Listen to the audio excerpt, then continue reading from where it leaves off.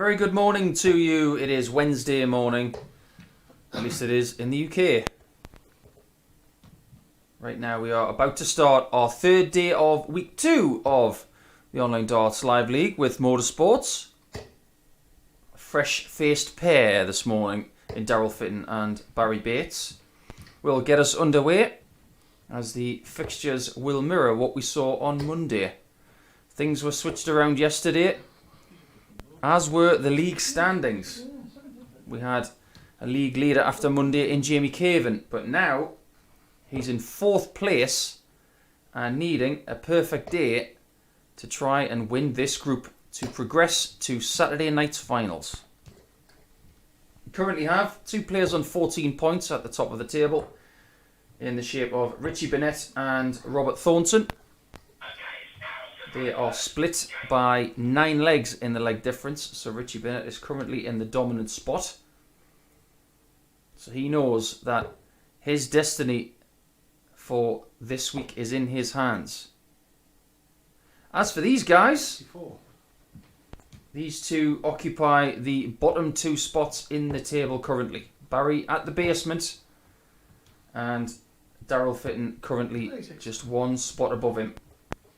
He has got 4 more points than Barrie and a healthier leg difference by the virtue of 17 more legs.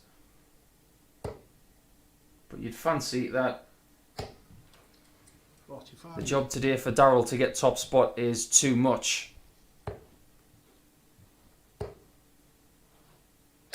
140. If Barrie has a good day today, he could prospectively find himself in either maybe 2nd or 3rd spot if he has a perfect day. 117. A little bit of early bad luck there for Daryl, as that collision costs him 57 points. But you'd fancy that Barrie is going to be in the bottom 3 after today. And if that is the case, he will have to return tomorrow morning and Friday morning to play in Group B,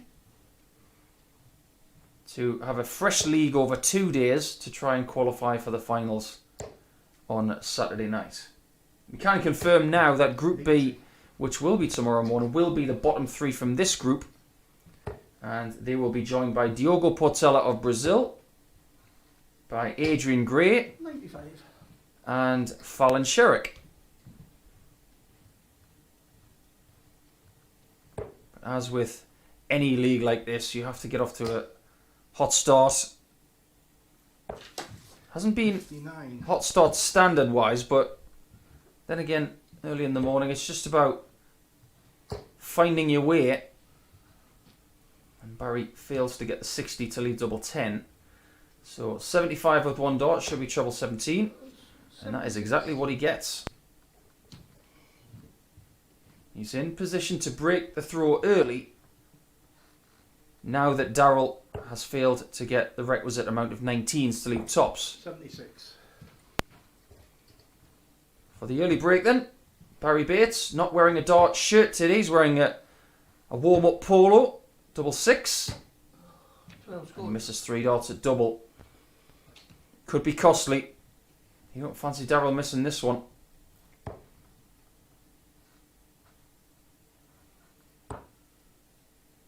Double 5. 30. And early range finders on the double are off. Yeah.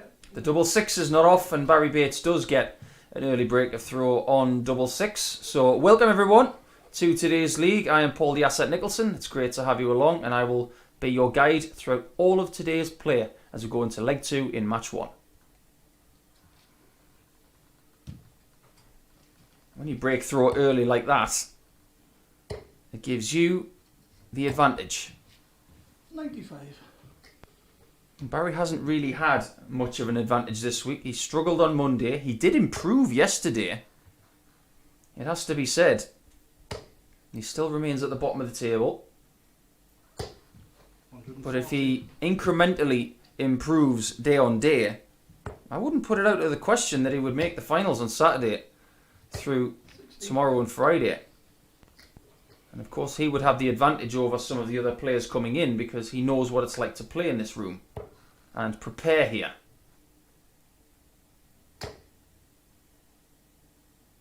They've played twice this week, of course.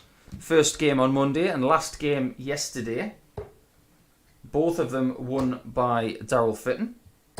100. By differing scorelines. 4-1 on Monday, which is a bit of a scrappy affair, but first game of the week. You can forgive that. Much more quality on show yesterday in game number 15 between these two, which saw Barrie Bates take out two huge finishes in vain in the end. A 161 on the bull and a 140 on double 10. He still was defeated 4-3. Fitton looking for the break back, fails on the treble 19. 45. But is still in a decent position here as Barrie is still trying to find a consistent range on the treble 20. This is a little bit better. 85. Oh, and that's unfortunate. Just deflects its way into the 5 to rob him of a 2-dart shot. But he has to get that shot first. 40. He saw the wire just nudged to the left there by Daryl. He's missed 5 shots at a double in this match so far. 45. Question now is, will he miss any more to give Barrie Bates another chance? Same spot as the last dart he threw. This time he's got 2 more to take care of business. 10. He just pulls it inside a touch. As Barrie Bates is getting a bit fortunate in this one with the missed darts at double from Daryl. 36. But can't take advantage.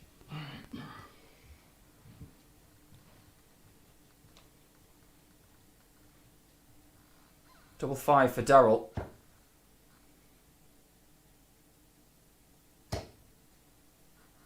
And that is 8. the one thing you don't want to do with 2 darts at double 5 is split on dart 2. Barrie Bates does pinch leg 2 to take a 2-0 lead. It is a scrappy affair so far. It has every chance to improve, but Barrie Bates has got the upper hand. So let's go into leg 3.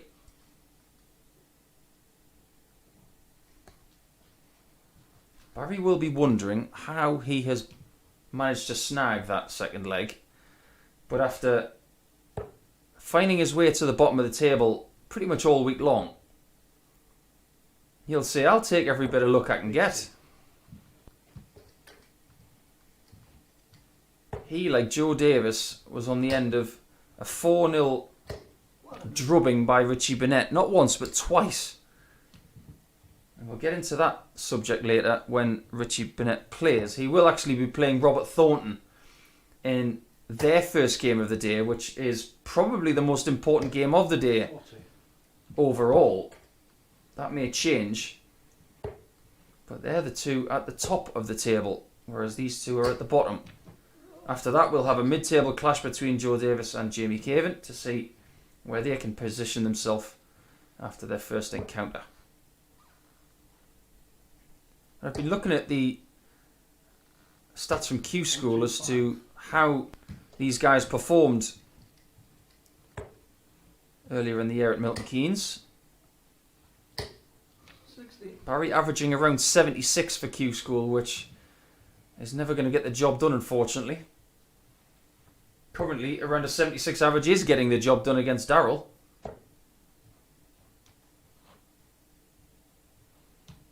Daryl was a little bit better, averaging 84, but he couldn't find his way through the first phase, which meant he couldn't grace the final stage, which actually granted the cards. 81. He can get a foothold in this game here. It's not just about the 60 that he's searching for, which he gets. It's about this bit here. This is what's been missing. Double 10. 80. And you wouldn't blame him if he's starting to think about it now, because he's had many a shot at double and has missed them all. 100.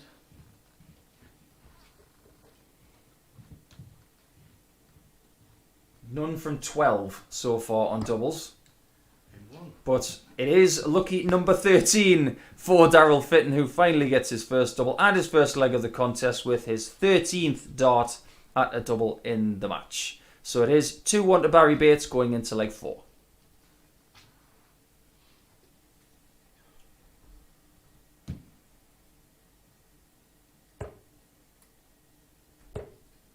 Yeah, Daryl Fitton only played in the first stage of Q School and came up against some very good players. He was defeated by Mike Warburton on the first day in round 1, so that was a particularly tough draw. 55.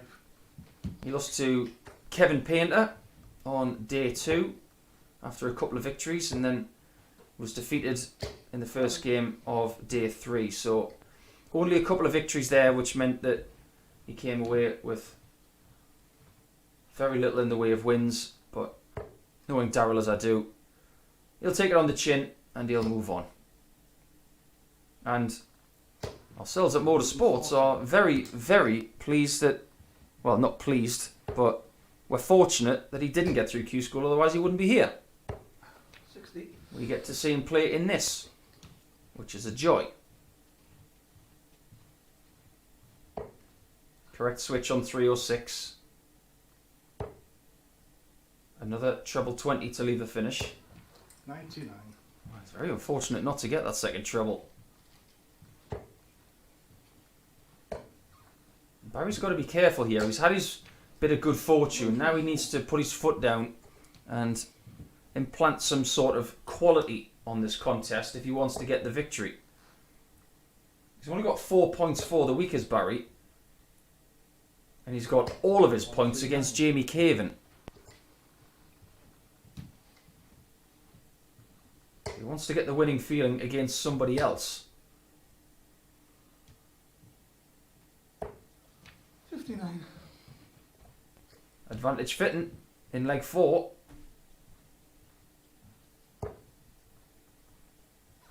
Options. 16 taken. And all of a sudden, he's gone from missing every double that he went for to hitting 2 in a row. So it is like the old saying, it's about buses, isn't it? There's none for an hour, and then all of a sudden they come along in 3s. Well, is it going to be 3? Let's find out in leg 5.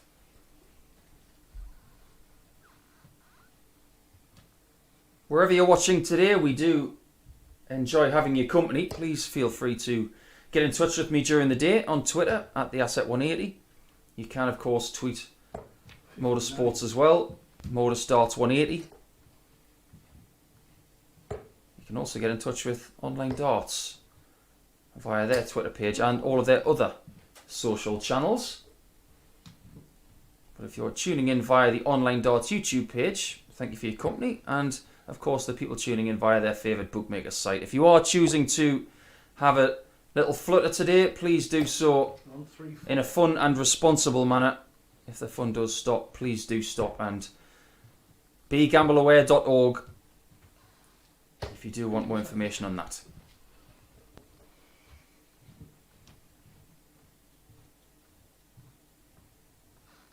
This time Daryl goes to the 18s first on the low 300s. Just proving again that he's mathematically astute as well as tactically sometimes. 100. It's a great ton from Barrie, it has to be said. The second dart really was covering the bed, so he didn't have much to aim at. The pattern really for Daryl over the course of the last couple of days has been 55. Trying to survive early, and then he's had this gradual improvement through the day. 136. Barrie gets a perfect visit there. And this is his best leg of the match so far. And he is going to get a shot at that tops. if indeed Barrie is going to have to play tomorrow morning and Friday morning in a different group. He'll want some confidence from today. 5 does not give him that confidence. And sitting on 40 with 3 darts, and now sitting on 5, you have to say that's the worst possible outcome. Could get worse from still, with Daryl Fitton looking at tops. And he misses a double for the first time in a couple of legs. Oh, he made the 5 look easy though. Barrie Bates gets himself a 17 darter to retake the lead after going 1-0 up, then 2-0 up. It was 2-2, but now it's 3-2 to Bates, who is surely the favourite for the match from here. And I say that purely because of the fact he's got the throw here, and he has just had his best leg of the match in 17 darts. 81. And it was a bad visit until that last dart. It's turned out to be okay.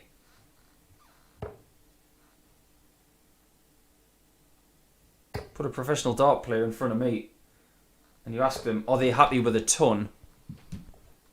I think it depends on their level of confidence. Most of them would say absolutely not. 60.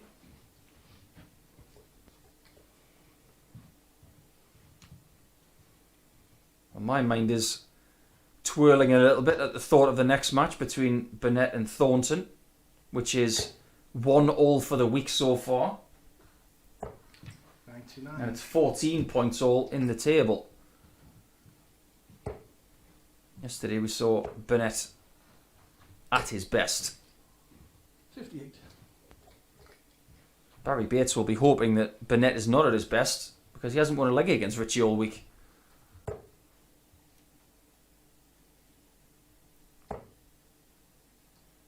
Daryl Fitton on 306 and 308 in previous legs did go for the right bed to start with.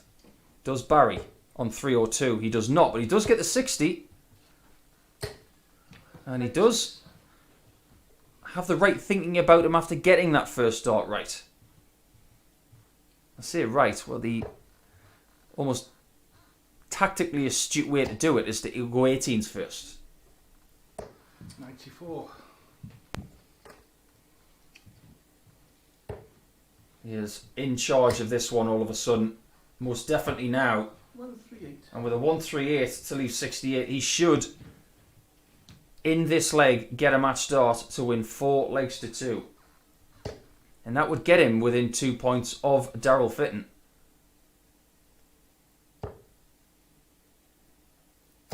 85. A few shakes of the head from Daryl in frustration in this match, averaging around 82. Barrie gets his first match start 16 meters. and misses on the inside by a good 2 centimetres. Can Daryl save the match after that perfect first start? Double 16. 70. Oh, that was not far off. That will have looked good when delivered from Daryl's right hand. But Bates looking at double 8. That's not good. Things are getting worse. You can barely see the bed. Oh, 8 scored. 4 match darts missed by Barrie Bates. And it's Daryl's turn to get a bit fortunate.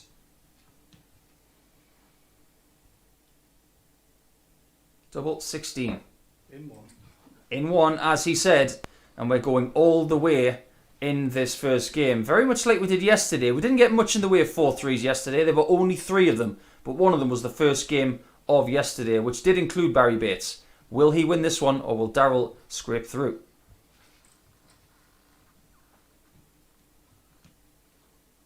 Yesterday was a bit of an anomaly. In best of 7, you would expect a lot of these players to be close. First game of yesterday, Joe Davis 4-3 against Barrie. 93. So a little bit of deja vu, so to speak, for Baz. And then another 4-3 for Daryl 180. in defeat to Richie Burnett. But To throw a spanner in the works there, Barrie Bates finds his first maximum of the match in leg 7. The only other 4-3 yesterday was between these two in the final match. 60. And that went the way of the Dazzler. But right now, 140. it looks like Barrie Bates has had enough of mediocrity and is starting to find that treble with immense regularity. 5 treble 20s in 6 darts. And Daryl needs another big treble just to stay in touch. 83. Comes up dry. And Bates, who has had multiple match darts so far, 100.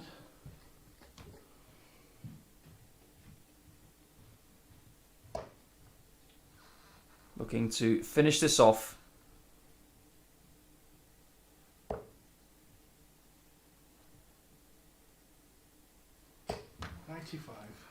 But Daryl leaves the big fish just in case. Very sensible on the 19s. Double 18 and Barrie Bates. What a way to finish things off that is. An 11 darter to dispose of Daryl Fitton in what was a scrappy match to start with, but it ended fantastically. Bates with the first 2 points of the day as we go into game 2, which is probably the most attractive, with the Thorn against the Prince of Wales.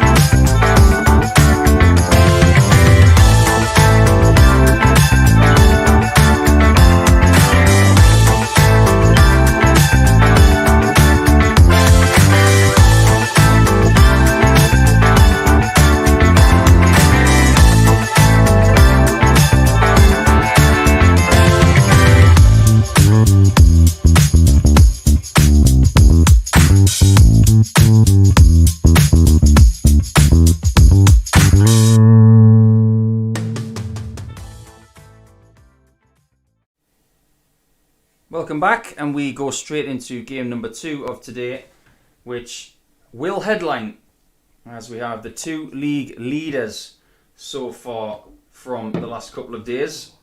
All they need. Backbend. Jamie Caven was the best player from Monday, but yesterday these 2 stepped up. It was a fabulous day's darts from both Robert Thornton and Richie Burnett. The Thorn was undefeated in his first 4 matches yesterday and went into his final game of the day against Richie with his tail up after 2 ton plus averages, a fair few 180s and some very tidy performances. But he had no answer to the 109 average of Burnett, who finished the day with a purpose. So as a result of that, we now have these 2 vying for top spot, and one of them has to win this best of 7 leg match, and whoever does will take the lead at the top of the table. 41. And the leg difference for now will be irrelevant, but I'm pretty sure it will come into play at some point today. And one of the reasons why Burnett is top on leg difference is his likelihood of winning 4-0 against players. 100. I say likelihood because there are 2 opponents this week that he has gubbed to nil twice. Barrie Bates and Joe Davis have felt the wrath of the Prince of Wales.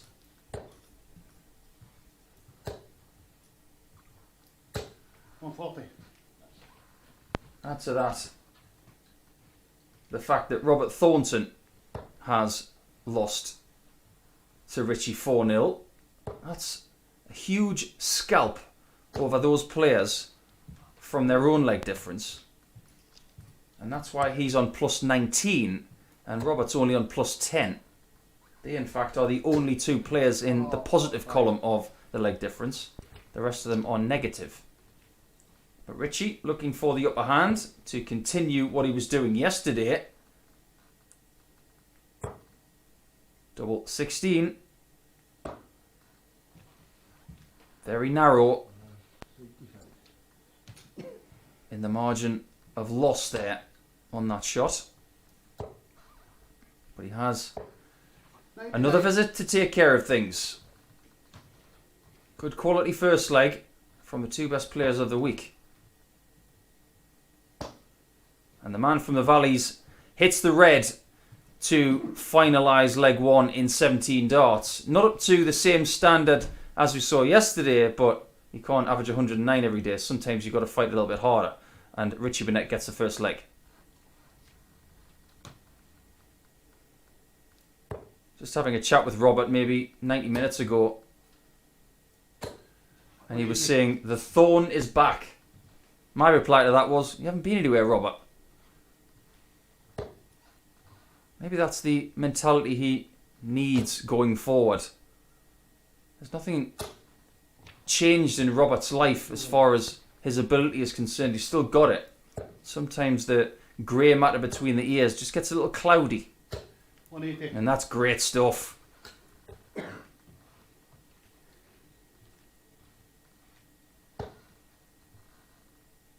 Robert Thornton is on the 9. 85. He is no longer on the 9. And he scowls at the fact that he 45. didn't give it a bigger scare.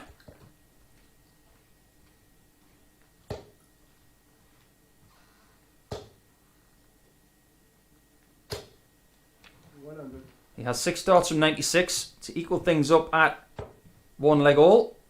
And it could be an 11 darter. 78. But his range on the double 18 was not good. First dart was way high and the adjustment wasn't perfect. So he has to go back to double 9 and finds that is a 13 darter. I'll tell you what, it felt like more than that. The 2 180s gave himself so much breathing room and he gets his first leg against Richie in a couple of days.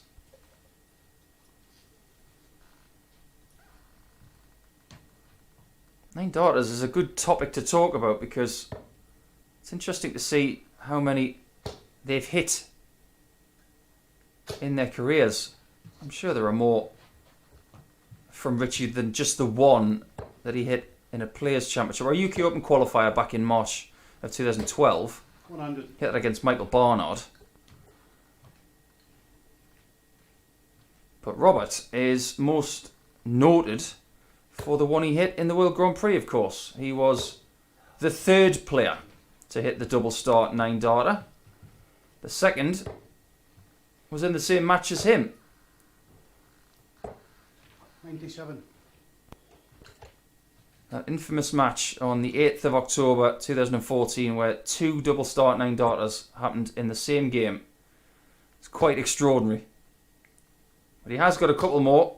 Hit one against Krzysztof Ratajski in May of 2019. And he also hit one against Chizzy back in February of 2013. But no 9 here this week so far, or indeed in this Online Darts Live League so far. Time will tell Will we get one today? 140. I sincerely hope so. 180. We do get another 180 though from Robert Thornton. That's his third. And that changes this leg somewhat. It changes this match prospectively. 100. Richie's putting more into today's match. It's not coming as naturally. Now Thornton, who finds tops, has had issues on tops this week. He's not been hitting it with the usual Robert Thornton regularity, but that was a sign that maybe he's starting to find his sighters on it. He's 2-1 up now on the Prince of Wales.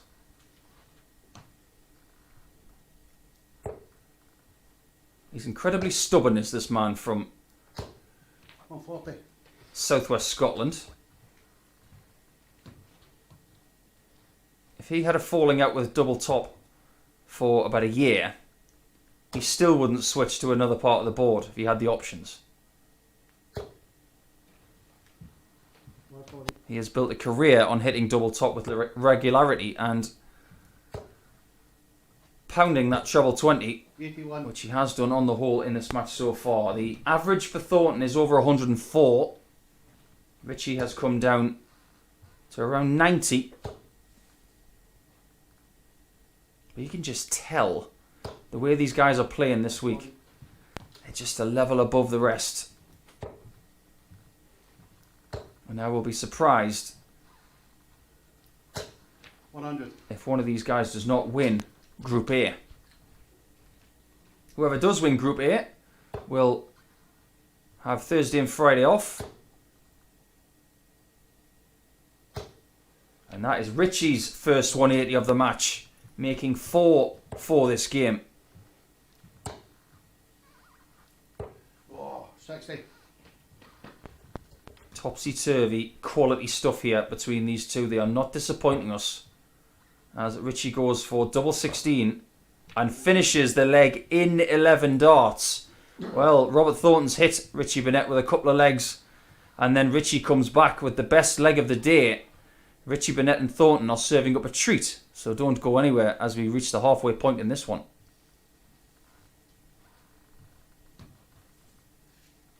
Averages aren't that different now. Just under 99 for Richie. 100 for Robert Thornton. And things are changing, are they, for Richie Burnett? Because he's starting to do what he did yesterday against the Thorn in that 4-0 win in match 14. They're hitting each other. 180. Oh, yes. Fantastic stuff. Sit back and enjoy this one, because it has been that good. 60. Quizzical that Richie stayed on the 60 there. He should have really used the 17 bed that was open.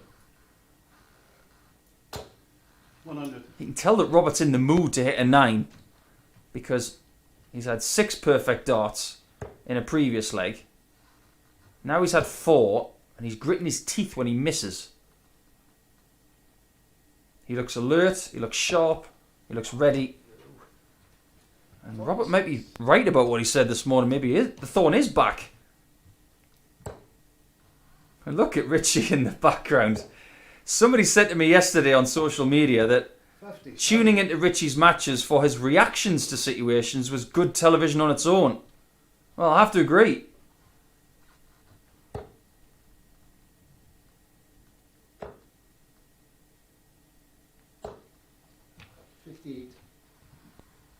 This match is swaying back to Thornton, but only just so far.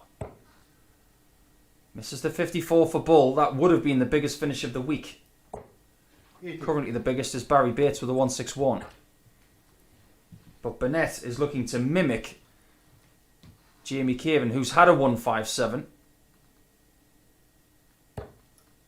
And it's possible.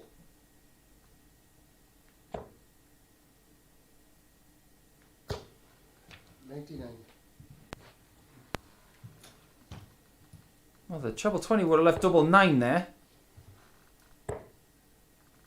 This leaves the Bull. And 3. Oh, big shot from Robert Thornton. A bullseye finish to take a 3-2 lead He knows the score. He knows that Richie Burnett is his biggest rivalry to win this group today. And that could be the biggest shot of the match so far. Fantastic match as we go into leg 6.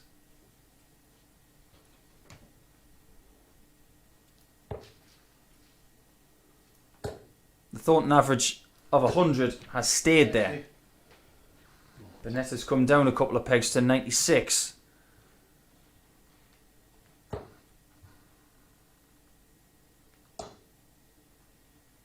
But Robert has not failed 96. to win his first match of the day on both days. He beat Richie 4-2 on Monday. He could do that again. 100. He also beat Jamie Caven 4-1 in his first match yesterday, which was a very tidy performance, averaging around 100. 100. He actually told me this morning he thought the average was around 110 in that match. Well, it was 102. 55. Who's quibbling about a mere 8 points when you get the points? For the league, you don't get any extra points for your average. And Burnett makes the error on 305. Should have used the 15, the 18, the 25 as the first dart, really, to give himself the best opportunity of getting to the finish. You can see him in the background. He is absolutely seething with himself. As to what it's about, we can only speculate, but both of them are at it, wearing their heart on their sleeve in this game. It's making for fantastic viewing. And the finish is left by Richie. 125. Does this one go all the way? 60. This visit may tell the story. Can he leave tops? Well, the 419s route down south was probably the best thing to do, 1, 2. which would have left tops, but now Thornton on the 164 can punish him here. On the bull. And a match dart has been missed. 1, 2, 3. 94. Now what does he do? Does he go treble 18 or does he go for the 25? 76 remain. Double or 60 double 8. Very traditional. And from a tactics perspective, a lot of people might think that double 18 double top was the shot, or possibly 2 double 19s. But Robert Thornton has 2 darts now to finish Richie Burnett off, and he has done so. Just like Monday, it's the same result, and Robert Thornton goes top of the table with a 4-2 victory. And that could be key, because if they're tied on the leg difference and the points, the head-to-head record will come into play, and Robert Thornton leads that one. Match number 3, Jamie Caven, Monday's league winner, will take on Joe Davis.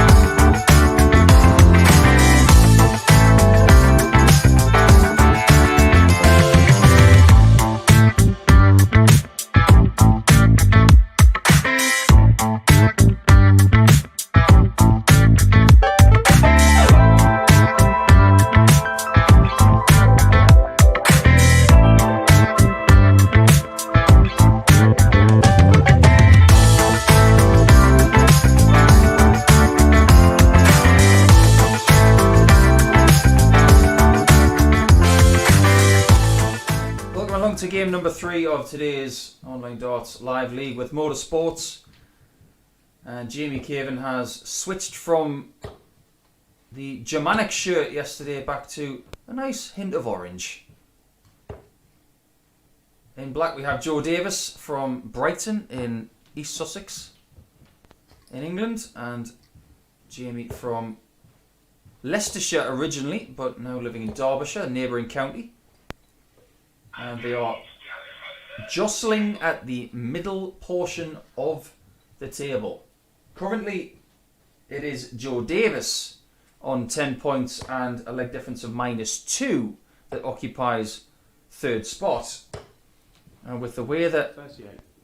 Richie Burnett and Robert Thornton are playing at the minute, if they pick up wins today, they will not be caught in the top 2 positions. But if somebody has a perfect day, like Jamie Caven or Joe Davis, and can find their way to 20 points for the week, you just don't know. 100. They might nick top spot or second spot. But if the aforementioned scenario does happen and Thornton 95.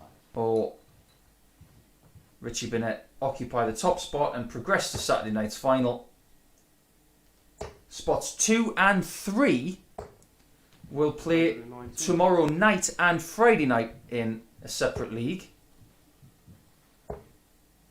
If you occupy 96. 4th spot or 5th and 6th, you will play at the same time as you have all week long. If you do play it tomorrow night and 96. on Friday night, I can now confirm that the players joining us will be Paul Hogan, Chaz Barstow 54. and Colin Monk. So a nice mix of exuberance, pace and talent there.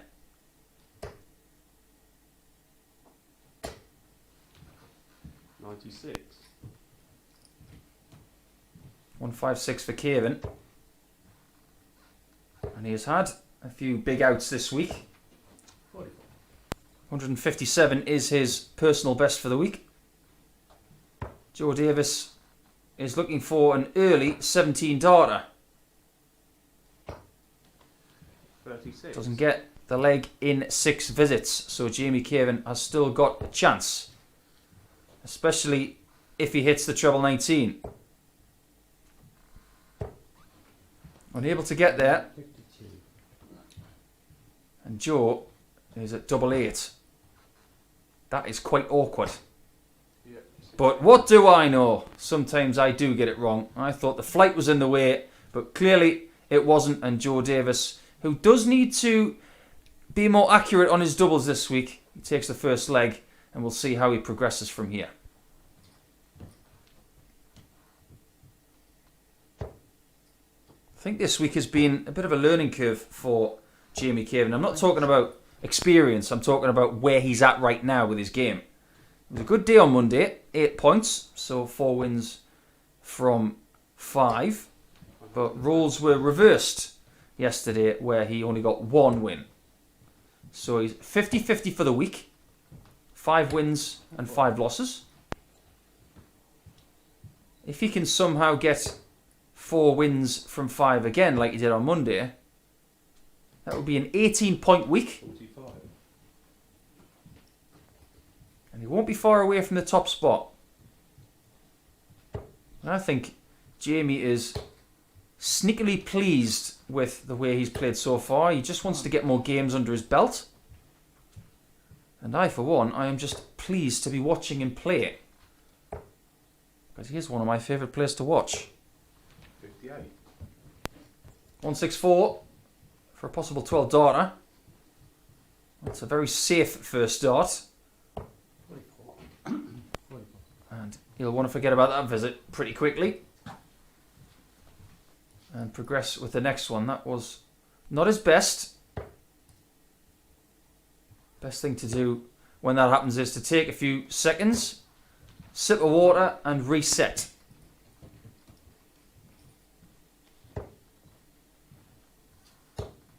He has a shot at tops. Oops.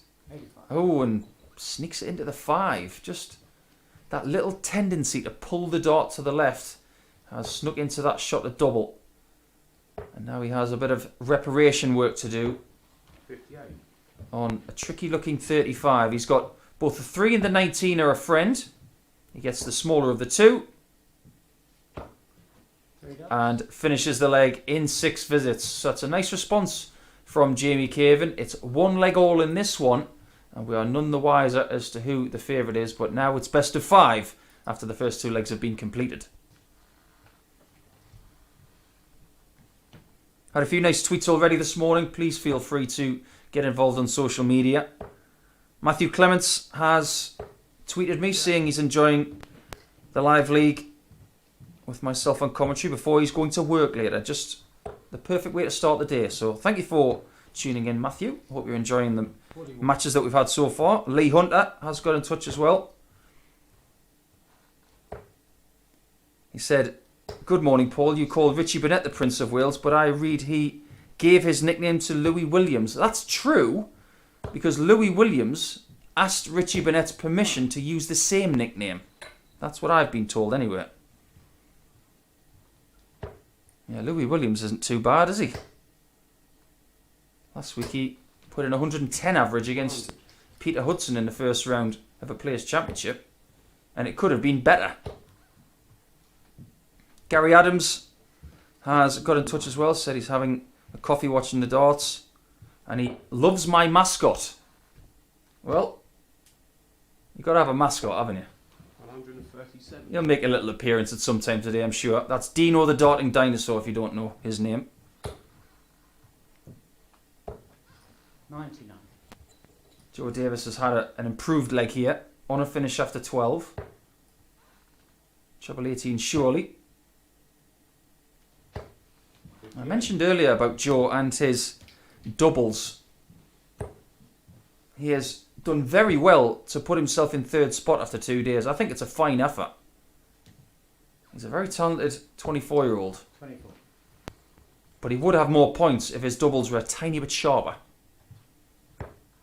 Double 16. And that is sharp. That's much better from Joe Davis, who takes a 2-1 lead in this one. And we're starting to see a bit of a pattern here, with Joe taking leg 1 and leg 3 and Jamie in between. Can Jamie answer once more?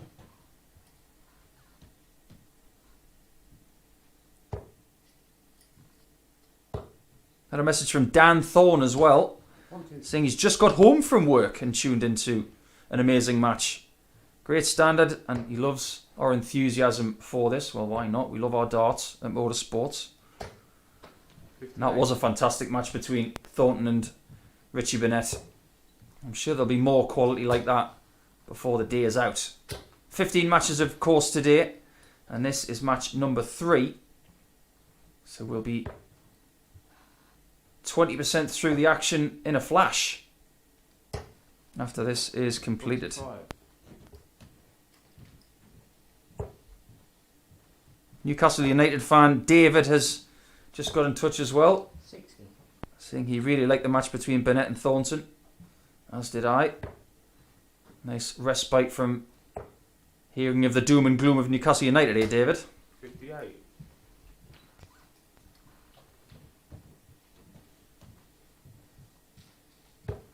And Jack has got in touch as well. He's from Brisbane, tuning in from Australia. We've got a lot of darts fans tuning in from Australia, so hope everybody's having a good night over there.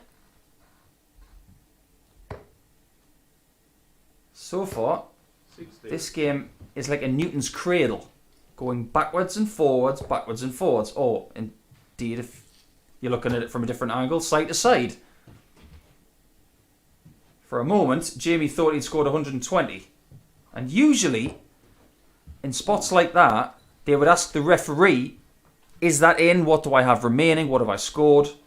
But for COVID reasons, we have just the players in the room, and they have to check themselves. 134. Single 20 for tops. And Jamie Caven gets a 17 darter to level things up here at 2-all. This one is very, very tight indeed. You can tell that neither wants to give way, and I don't think Joe will want to either as he starts leg 5. This game was very tight on Monday when it was played in the very same spot in game number 3. It was 4-3 to Caven in the end. 100. As for yesterday, that went the way of Joe Davis, so it's 1-1 for the head-to-head for the week. 96. And like we mentioned with No, 58, sorry. Thornton and Burnett in the last game, the head-to-head record may come into play because it may stipulate where they are on the table and what league they have to play prospectively tomorrow and Friday. So whoever wins this match has the better head-to-head against the other player. And with them being so close in the table, I think it could have a bearing on where they finish at the end of match 15 today, which will feature Joe Davis. He will finish his campaign in game 15 against Barrie Bates. 31. I think Jamie's starting to get a little bit frustrated with his lack of accuracy on Joe's throw. He's playing well on his own throw, but not able to attack Joe's.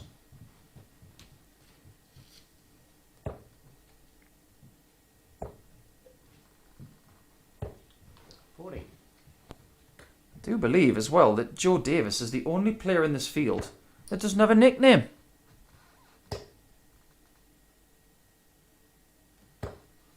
100. I don't think it's a case of him not wanting one. Sometimes you need to earn a nickname. Nice. Something has to happen for you to get a nickname. Well, he's looking at 16 tops and he's missed the single 16 by the finest of margins. He can't be punished, so he's fortunate in that respect. 59. And if he does find double 16 again, or double 8, he does with the third dart to complete the leg and take a 3-2 lead. And now Jamie Caven, if he wants to find his first 2 points of the day, will have to complete legs 6 and 7, and he has to hold throw first to have that chance.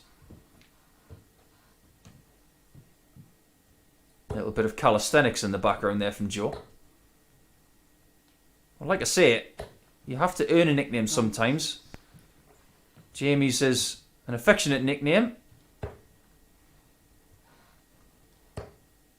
And there are dart players who have nicknames that aren't featured on the back of their shirt.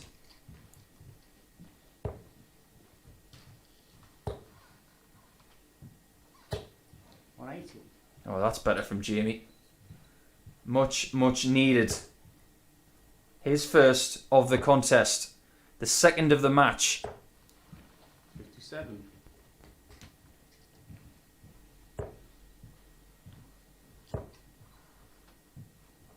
Yet again, he has had no problem scoring heavily on his throw.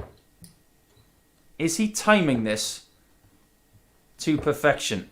We will find out because he has a bucket full of darts to take care of this 85 to take us to leg 7.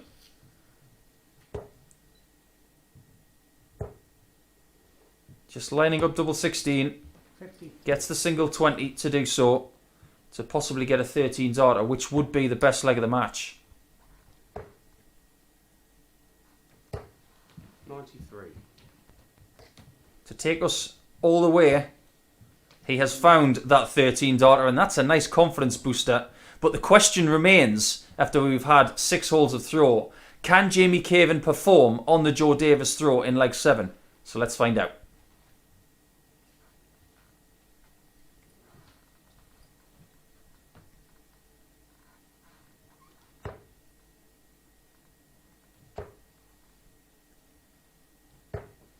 Oh, there's the invitation for Jamie. A first dart treble, and he will already take the lead. It's a good line for it. And he's definitely found a little bit of something there, but that dart that he drags into the 5, I know it really annoys him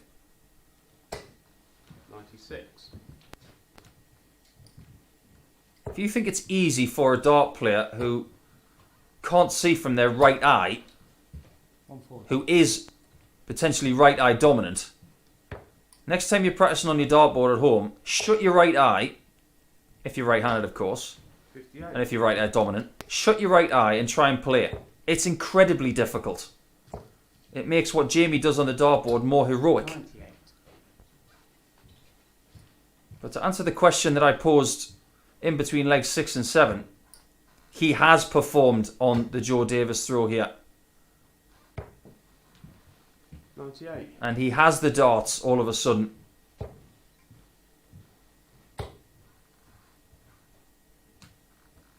Might go 18s here, 100. but decided to stay aggressive to try and leave a shot at double 19. This one is going right to the wire. 100. Steady ton, but it's Caven who gets the first crack of the whip. No match darts in this contest so far, but now we're going to get some, and it's only one that we do get. It's a 14 dart kill in the end for Jamie Caven, who completes the last 2 legs in 27 darts. A really good pinnacle to that contest to get his first 2 points of the day. Now that they've all had their first game for the day, we'll progress to games number 2 for Barrie Bates and Richie Burnett in a Welsh derby.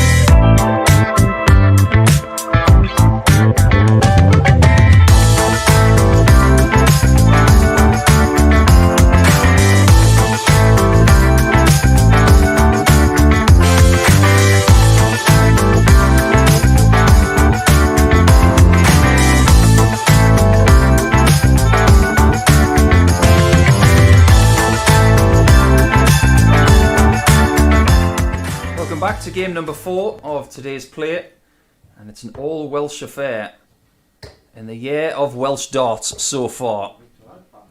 Richie Burnett and Barrie Bates will duel here after a quick chuckle. I can't understand a word that Richie said there. I think they slip into a very thick South Welsh dialect, and even when I can't understand them, it's brilliant. There's not much better an accent than the South Wales accent when it's in full flow.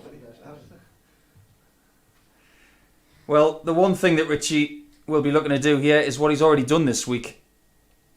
But if Barrie Bates, who throws first in this contest, doesn't get one leg in this contest, he will not have won a leg against Richie all week. So, job 1, Barrie, get a leg against Richie. But it is going to be hard considering how well Richie has played over the last couple of days. He has had 6 4-0 victories this week so far, Richie Burnett. It's quite incredible.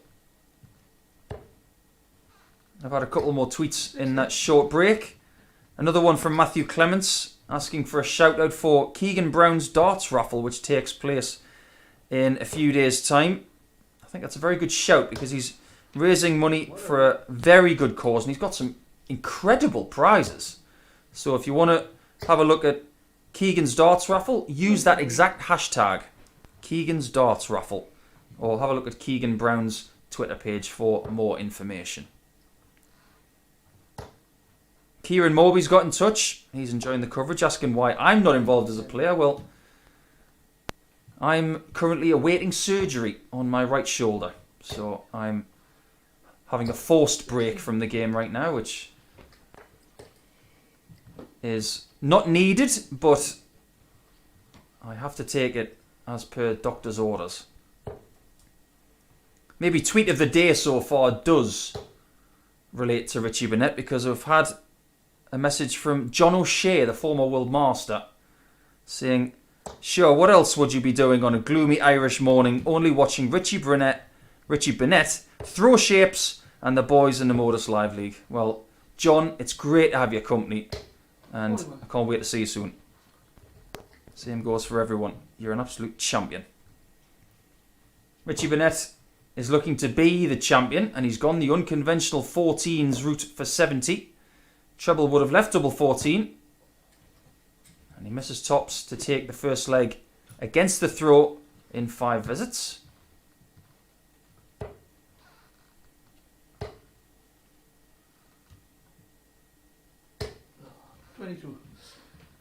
He still has 6 darts from here.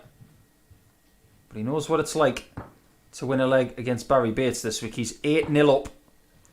Make that 9, as he now has a little bit of a deficit between himself and Robert Thornton at the top of the table. It's more about the points at this stage than the leg difference, but if he can get another big win, it would definitely help his cause. Big exhalation there from Richie. And if you think playing darts over the course of 4 or 5 hours every day isn't tiring, why don't you give it a go and tell me how you feel the next day? It's mentally draining. As Richie gets his first 180 of the contest. 40. Currently Thornton top of the weekly table, the Group A table. 16 points, 2 points ahead of Richie Burnett. But because of the 4-2 loss to Thornton, the leg difference gap between the two has been narrowed. There was a difference of 9 legs at the start of play, and now that gap is only 5. 85.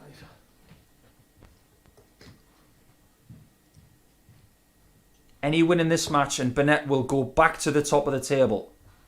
And this is the kind of day we want. We want them to jostle for position to see how things finish up. It could come down to that Burnett game against Fitton later on in game 14 to see 22. who progresses to Saturday night. 60 for tops. Doesn't have to go 2 double tops. So he didn't, and I guarantee you that was just 2 single 20s to leave tops. Tactically very sound. No point doing anything silly when you've got a lead of 314.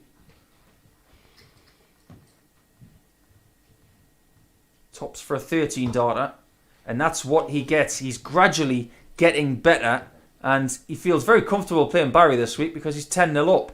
He's looking for the perfect 12. I think he might get there. It's up to Barrie to resist.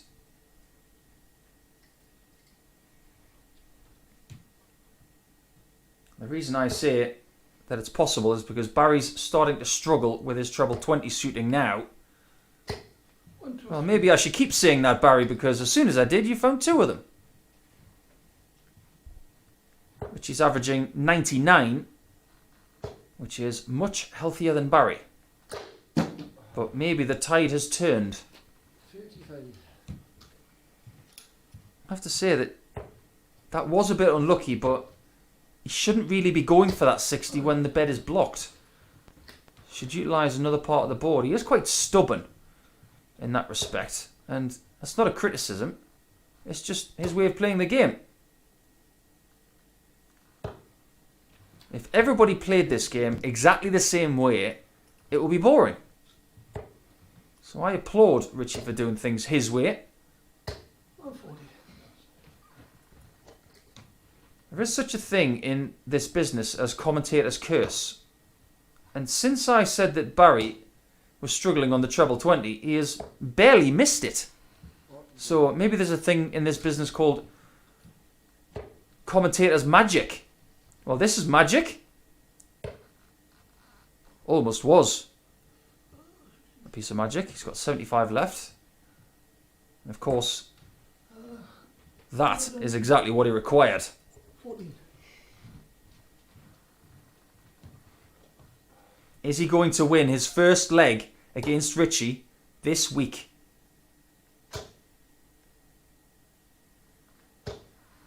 That's a nice leave. Beautiful 140. But Barrie has found a 13 darter and he's won a leg against Richie.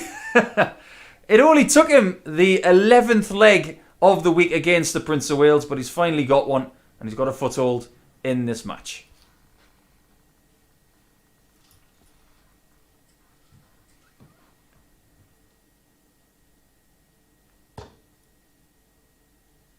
Make no mistake, Richie Burnett knew that he was perfect against Barrie so far this week.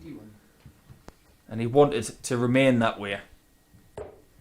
Now the goal is to win 4-1. And that's what your mentality should be.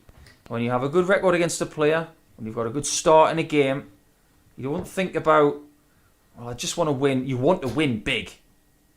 It's a way of remaining focused on what you need to do immediately. And the response from Richie Burnett since losing that leg has been excellent. 60. Just had a nice tweet from Bradley Brooks.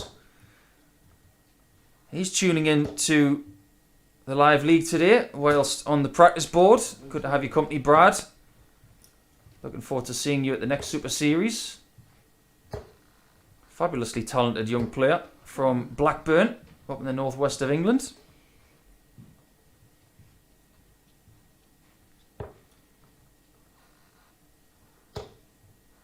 And Ian Freeman has got in touch as well, saying that he spent the weekend with Wes Newton and Richie in Salzburg 10 years ago. Well, Ian, you lived to tell the tale. I think that was a very infamous weekend at Salzburg, if I remember rightly.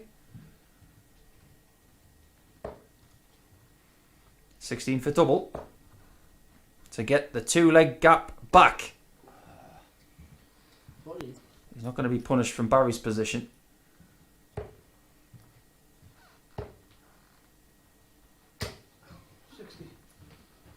Double 8 for Richie for a 6-visit win.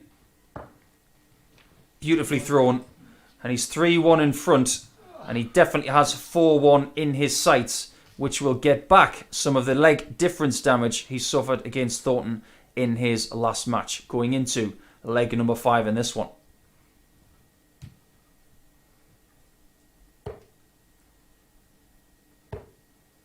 Yeah, that weekend back in Salzburg, about a decade ago, Ian, I think that was the weekend where one of the fans got a little bit too rambunctious with some of the players and was ended up being thrown into the back of a police van for harassment. Some of the things that happen on tour. Well, the one thing I learned from that weekend was don't mess with the Austrian police. They were particularly heavy-handed. And we felt very safe after that incident.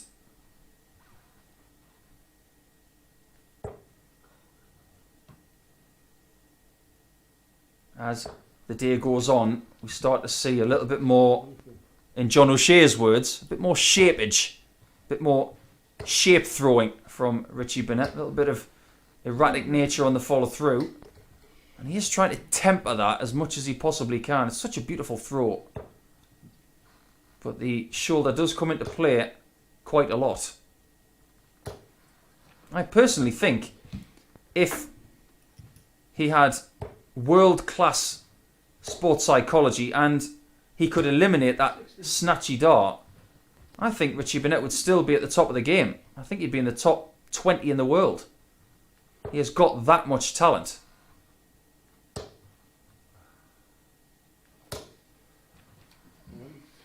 But we wouldn't change him for anything because we love him the way he is. Maybe one day he'll go on Dancing on Ice.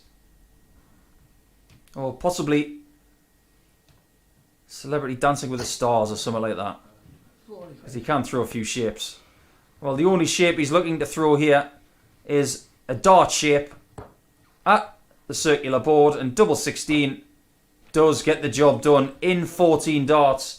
The average is very, very impressive again towards the 3 figures. And Richie Burnett retakes the lead in Group A in the table, and Thornton has to answer, and he has to do it in a couple of games' time. But first, it's going to be Jamie Caven against Daryl Fitton.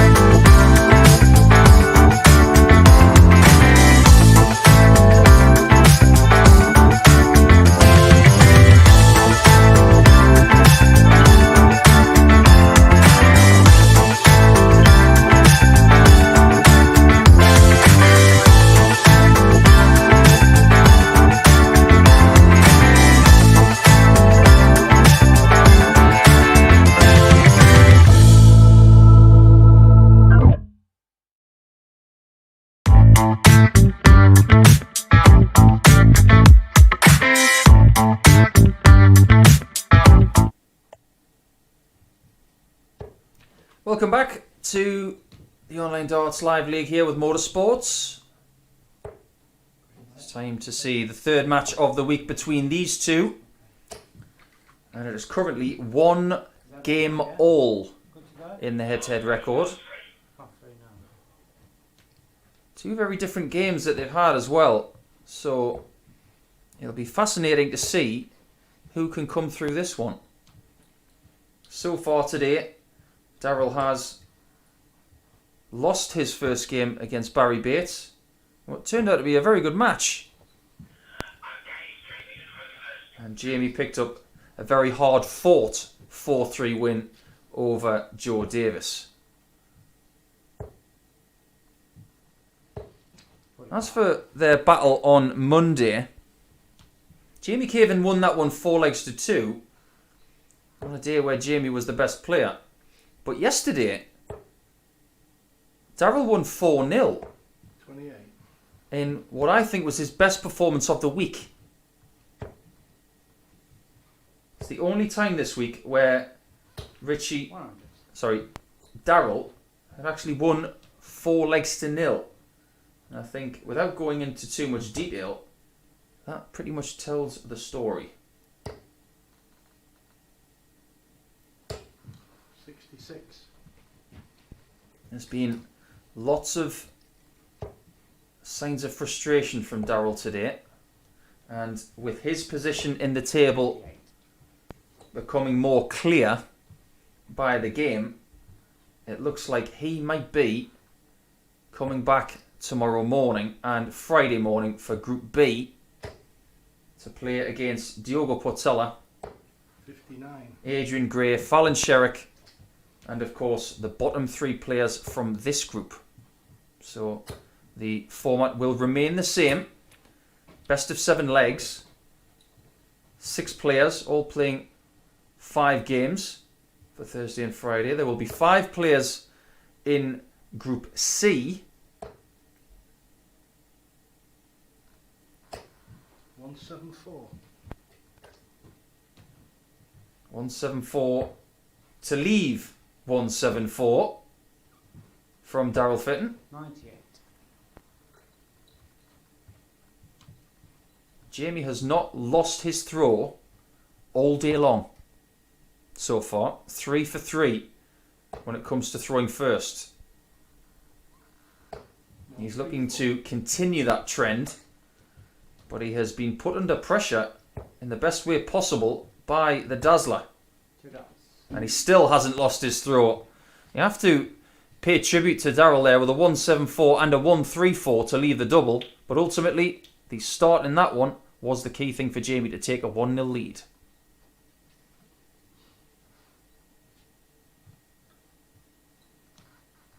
These two guys are sporting the same shade of orange. The same colour palette, with a little bit of difference in the trim, of course. Daryl going for a nice shade of grey, and Jamie with a bit of white. There's a bit of a running joke in professional darts that 85. nobody should be allowed to wear white apart from Steve Beaton.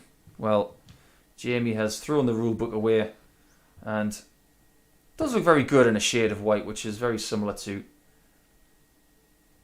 the football team which play in the town where he lives. 80. That is, of course, Derby County, the Rams. He isn't a Derby fan. He is a Liverpool fan. 100.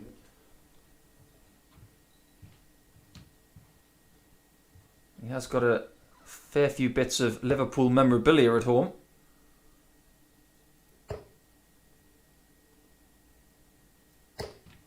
If my memory serves me right, I think he was given a Fernando Torres shirt for his birthday once, and he was consequently transferred to Chelsea in a matter of days. Talk about disappointed. I think he's more disappointed about the fact that he lost the player to the team. I mean, the shirt will never lose its grandeur because Torres is a fantastic striker for Liverpool. Didn't do much at Chelsea, but Jamie has done enough today so far. 60. And he leaves the finish first for the second leg in succession.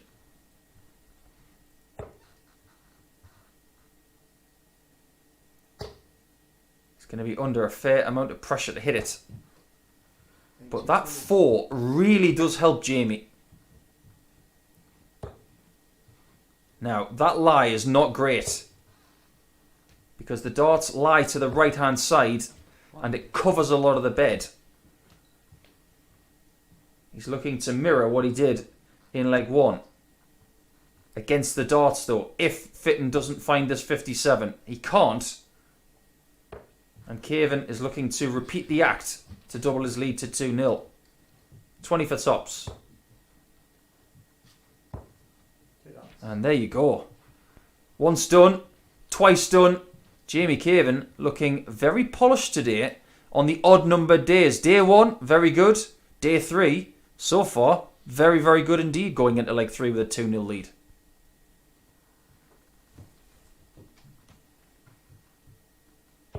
If you ever get the chance to see Jamie Caven in an exhibition, just go. You will have a fantastic time. He is so friendly and has an amazing sense of humour.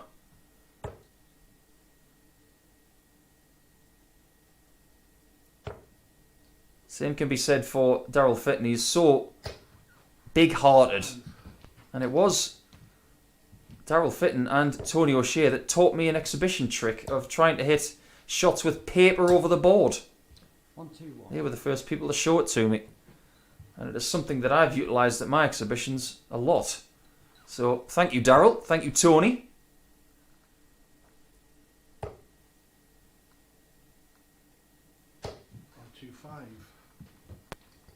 Even with that 125 from Fitton, which gets his average up towards the 82 mark, he's still in trouble here with Caven really, really playing well.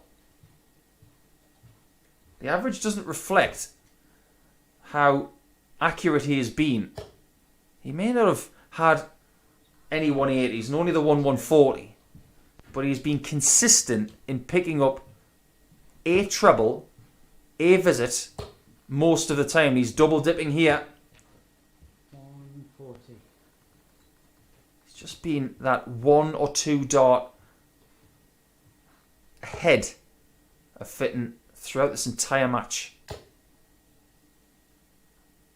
And Fitton decides not to go for the treble 19. I'm surprised. It would have left double 18. And Caven looking to finish on tops again. He hasn't missed it yet. And he hasn't missed it still. This is some doubling exhibition here from Jamie Caven. 260 checkouts and a 76 result in 100% checkout percentage. And he's only one leg away from victory.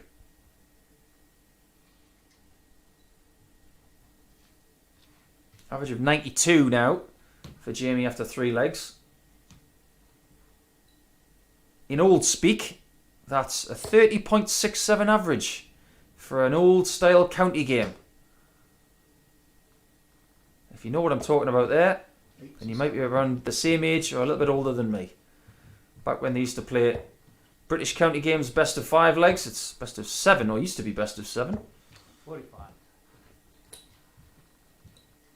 And you always used to remember the average numbers for 1 dart per game if you won 3-0. Just something that was ingrained in your brain.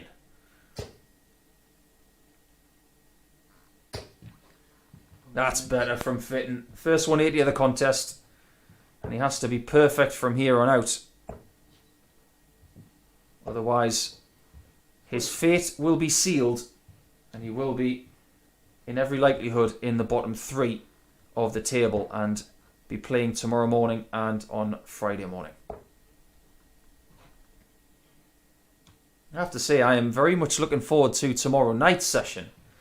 Where I get a look at Paul Hogan and Chaz Barstow, who has had some excellent performances on the PDC Pro Tour this year as an alternate. 140. And then add to that Colin Monk as well. That won't be boring. I haven't seen Colin in competitive action for quite some time. So it'll be fascinating to see what he can bring to the table. Well, that's a second 180 brought to the table by Daryl Fitton. And it's double 4 left after 12 darts. 59. And he's not going to be bageled in this game.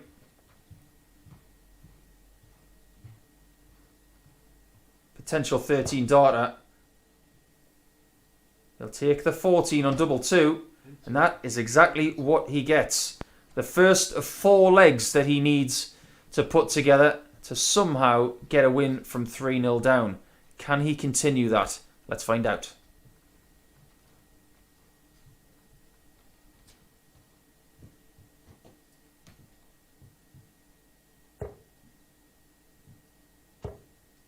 think one of the main things after Q School 54. for players that didn't get their card was the thought of, when do I play next?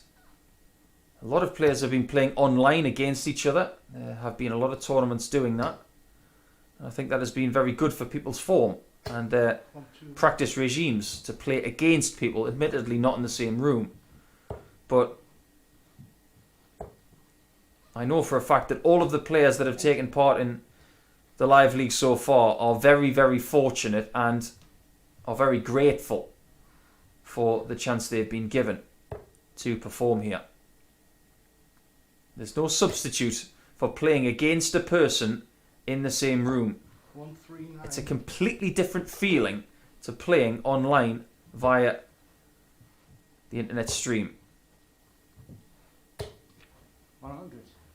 Was very successful last year, the MODUS Live League. We had some incredible moments. We had a couple of 9-darters, one from Martin Adams, one from Aaron Monk. We had a best average last year from Boris Koltsov of 116. 46. That has been beaten now by Jason Askew. He got 118 on Saturday night. Daryl played a bit of MODUS Live League last year without success. But this is Jamie's first crack at it, and he has done very well, I have to say it.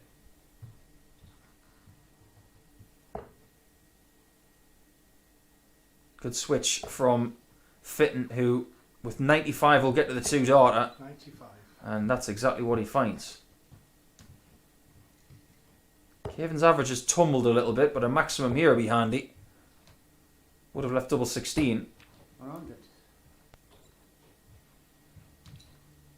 He retreats to the back of the room and hopes that he gets a shot at the 112 for the match.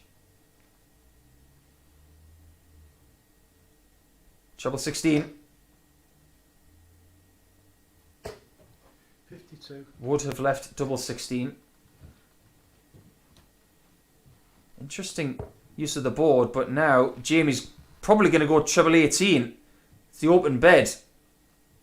Treble 18 for double 19 is an option here. He might use it. The entire 60 bed had something in front of it, and I think that was the right play.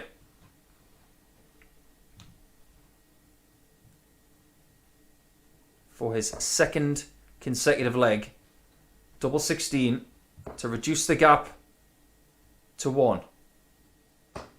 16. Positively thrown, but the line was not good. And Jamie, who has hit 2 of these already, is looking to go for 3. 3 darts. He's only missed 1 dart at double in that entire match, and that was the story. 2 60 checkouts to start the match, a 76, then another 60, a different way, admittedly with 3 darts, but it's a 4-1 victory for Jamie Caven. As we turn our attention back to the top of the table, and can Robert Thornton, against Joe Davis, find his way back to the top of the table?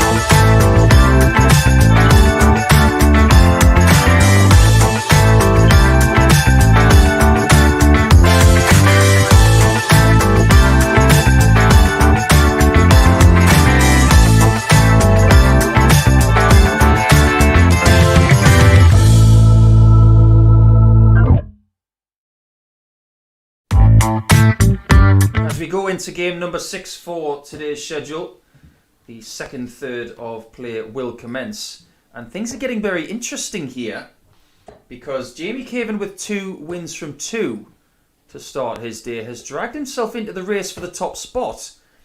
All of a sudden, he's only 1 win behind Burnett and Thornton.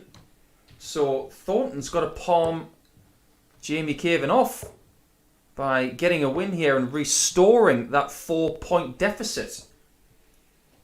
And if Robert Thornton fails to beat Joe Davis,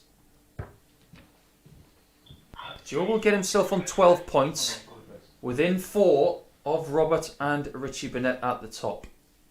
But currently it is Richie Burnett at the top of the table on 16 points and a leg difference of plus 20. 60.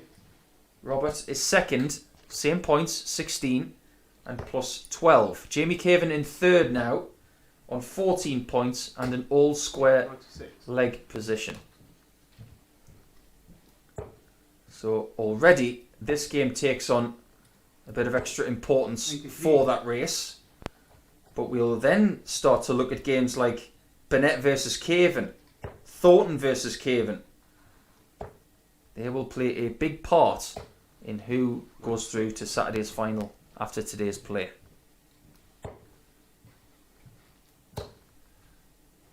So far today, it's been 26. Thornton getting a win against his rival Burnett for the top of the table. This is their second match of their campaign, and Joe was narrowly beaten 4-3 by Jamie Caven in his first match. Jamie did play very well in the last couple of legs in that match. It has to be said. 125. Robert's had a good visit there, but he wanted to get more than 125 after finding the 60 with the first 2 darts. He has been let off the hook though.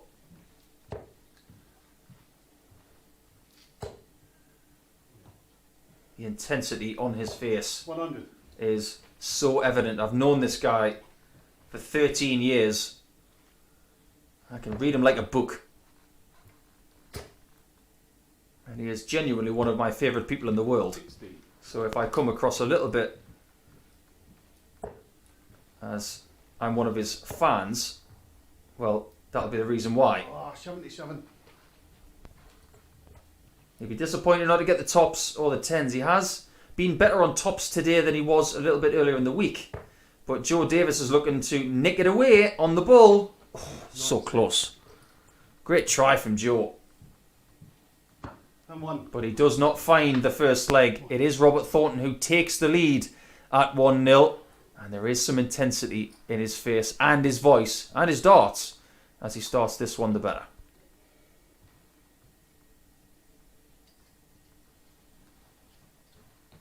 If Joe is not going to win all of his matches from here and get 18 points in total, then the likelihood is he's going to have to scrap his way 3. to being either second or third.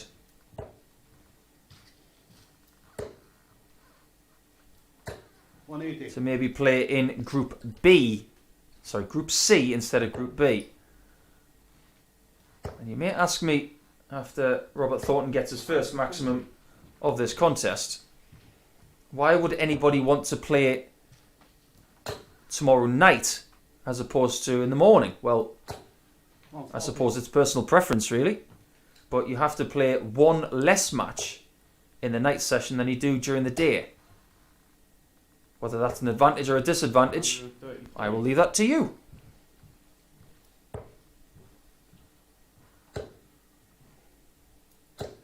Oh, 40. With Thornton 8 legs behind and on the same points as Richie Burnett, he does want to win this by as big a margin as possible, and Joe Davis is making it very, very difficult for him. 94. They're on the same score, but Robert is there in 9 and not 12. Tops. 10s again. And 3. Yeah, it's a really good 41 checkout. Have to give a lot of props to Joe Davis, who pressurised the position of Robert, but he was up to it this time, and he's taken the second leg in 12 darts to take a 2-0 lead.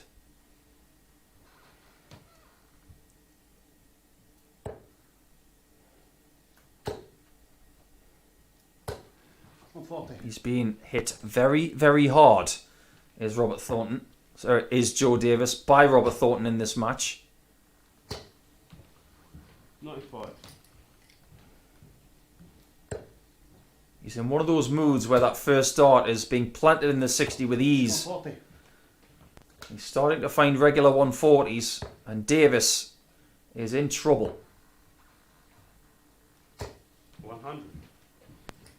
I just get the sense, though, that Joe Davis is comfortable playing Robert Thornton at this pace.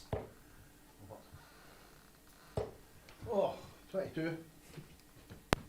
There's not many people in the world who say that number better than the Scots. 22. He didn't want 22 because 199 is a horrible number.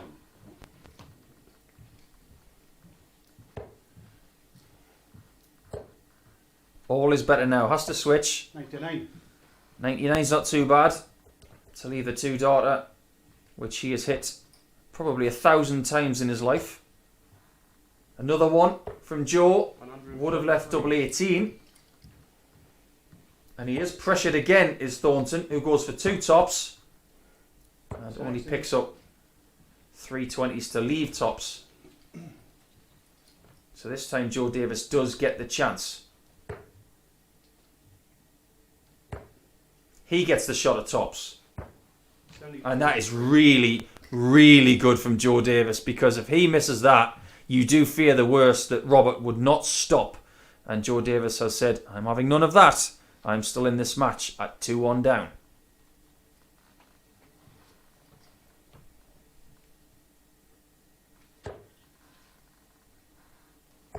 Had some other nice tweets from 96. Matt Schofield. Says it's really nice to see some of the former tour card holders throwing and 100. thoroughly enjoying the coverage. Well, thank you, Matt. We really appreciate that. Ian Freeman has shared some more information about his trip to Salzburg with Richie Burnett, which I can't repeat. 48. Cheeky Sofa Bears got back in touch. They've been tuning in all week, so nice to have you as a regular. 140. Anne-Marie has said, nice spending the morning and the day watching our live league. She's wished me all the best with my recovery. Well, 140. after surgery, let's hope that does go very well.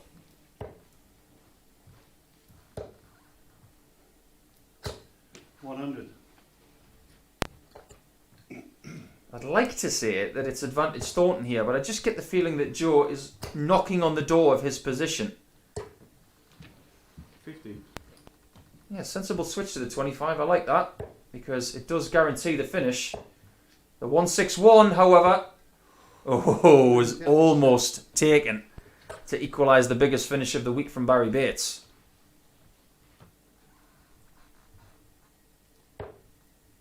We're not going to see it bettered with the 167.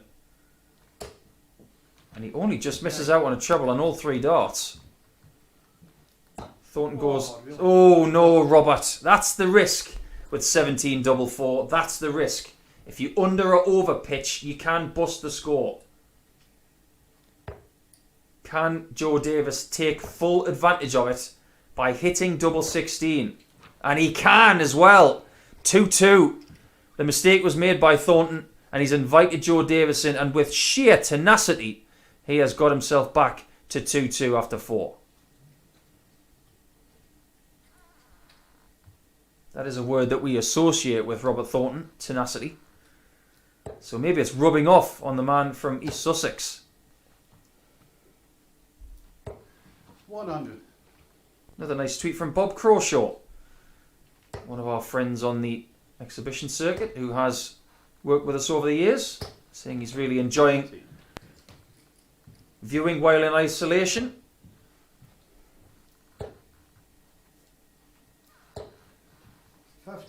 He is someone who has put up with my incessant need to change walk-on songs over the last decade.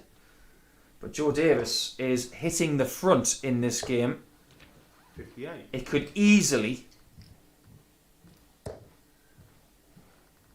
be a big win for Robert Thornton at this point.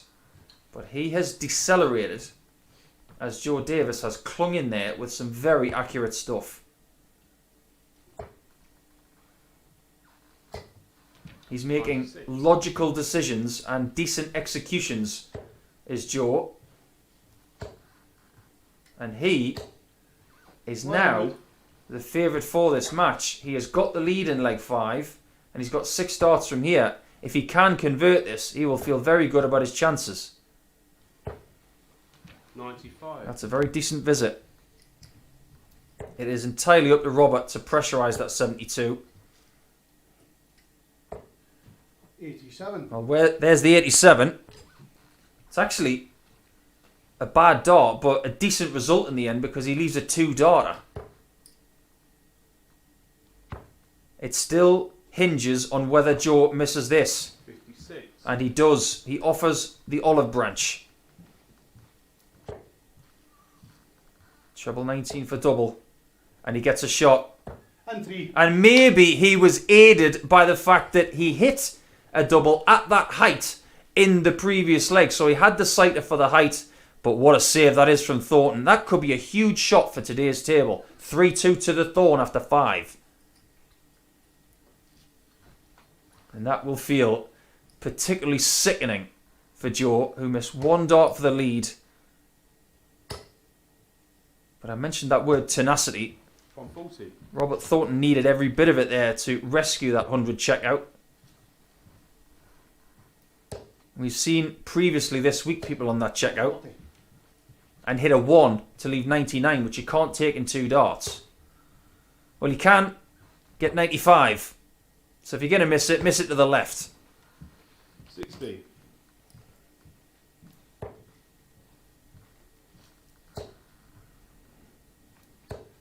$100. As each day goes by, I see a better rhythm in Robert Thornton's play.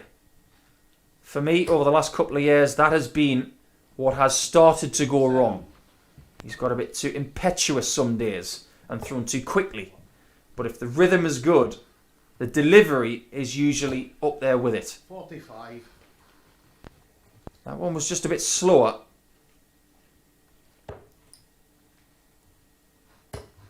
We could be going all the way, 180. especially after that maximum from Joe Davis, his second of the contest.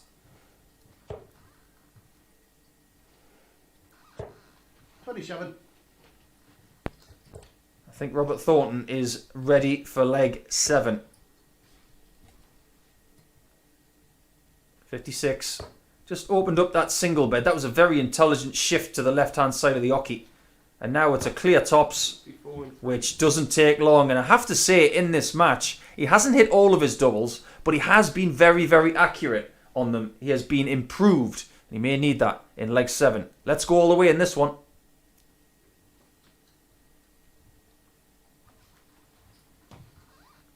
We've already had 2 4-3s today. One of them involved Joe in his first game. 58. Lost that 4 legs to 3 against Jamie Caven, who was soaring at the time. Can he find a win in leg 7 this time against 95. Robert Thornton? And this would be a hurtful defeat for Robert in his quest for the top spot. 97. The early exchanges in this one were all about Robert. I have to praise Joe Davis for the way he has come back into things and improved as the game has gone on. An average of 94 is very tidy. 100.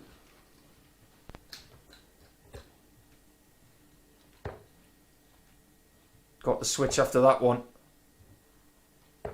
100. And what a switch it is. Gets himself a 1 dart lead over Robert.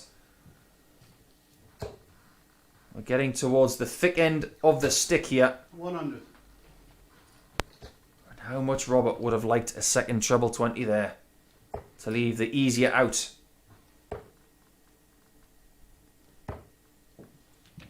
46. That is definitely a good visit for Robert.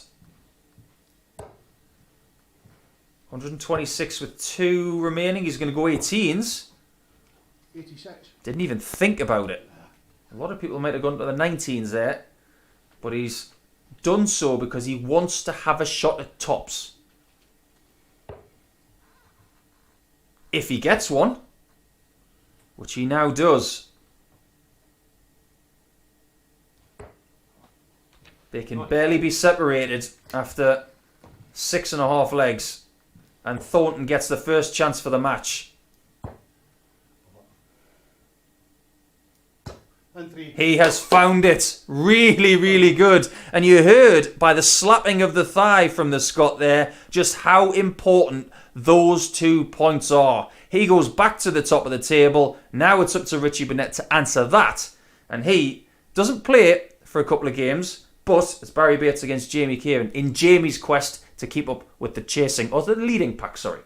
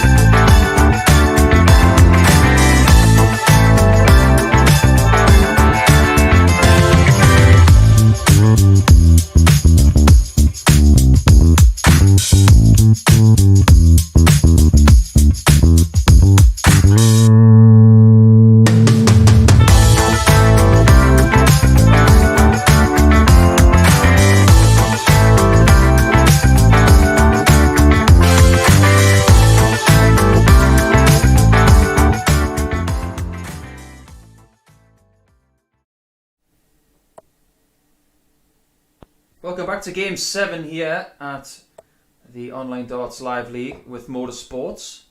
And a fascinating game coming up because Jamie's had a very decent week this week, but he hasn't beaten Barrie Bates. Barrie only has 6 points so far this week, but 4 of them have been taken against Jamie. And if Jamie has any chance of getting the top spot, he's going to have to win this game.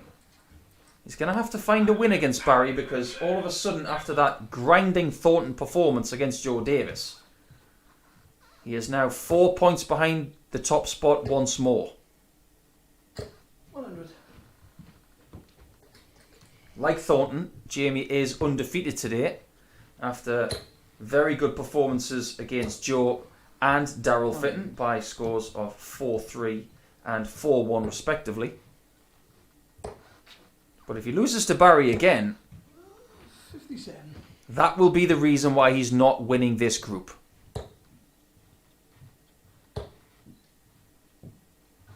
He has looked a little bit sharper today than yesterday, Jabba. So maybe he's ready to possibly be king of the hockey again today like he was on Monday.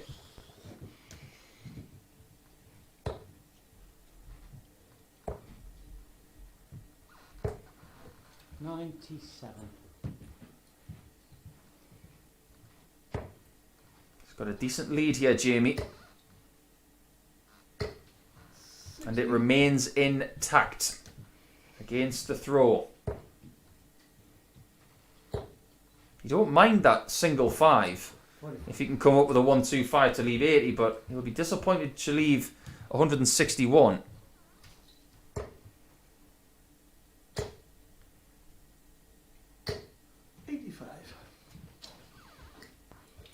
Can he find this big checkout to equalise the best one of the week, which was hit by Barrie? The answer is not yet. Has to go back to 20s. And again drags it into the 5. That has plagued him a little bit this week. Too many times. Barrie went for the bullseye on the 1-4-2. That's the courageous route. And in my opinion, not the smartest route. I think the treble 14 is the better one there.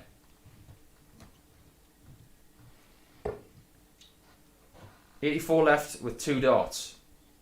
And again the dart goes towards the left of its target. It's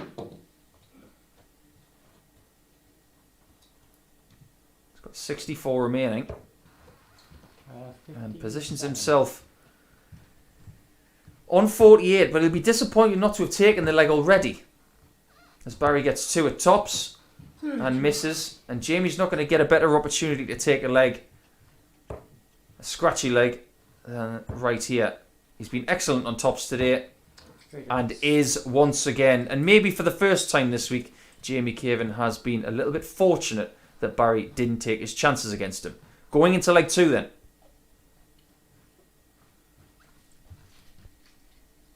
If you guys fancy a little bit of a competition, we do have one via the Online Darts Twitter and Facebook pages. Simply like and share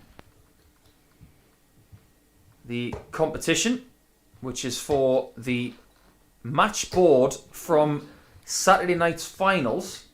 You could possibly win that board, which was signed by all of the finalists. And it is completely free of charge, so get yourself involved and you could find yourself the owner of that brilliant Winmouth Blade 5 dartboard. 41.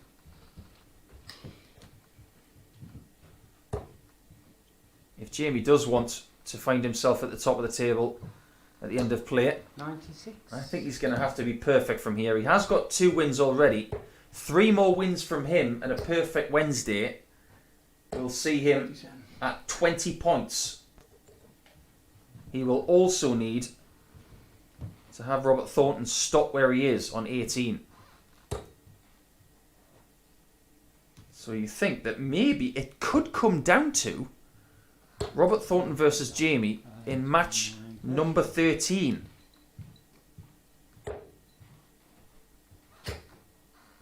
We shall wait and see, but Jamie has to keep winning.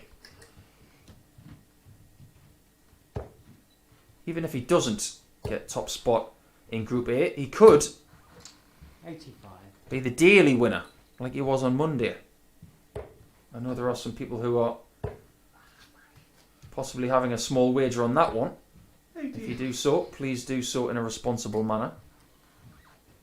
But Jamie has another chance to take a leg here. Could be on tops again. No longer on tops. And 87 left with one remaining. Just losing his line a bit. And it keeps dragging to the left, so adjustments will have to be made.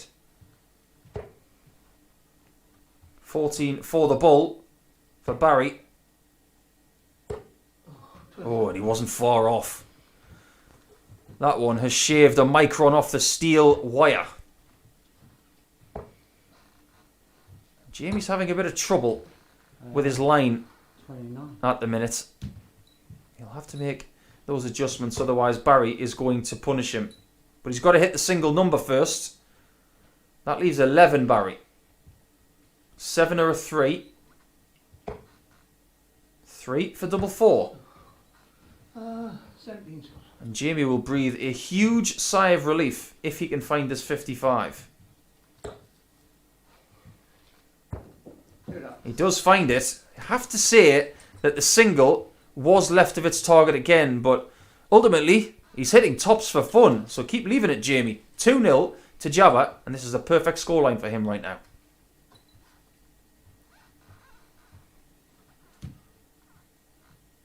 Jamie will be aware that his line is off, and players are capable of making adjustments on the fly. It's a very difficult thing to do. 67.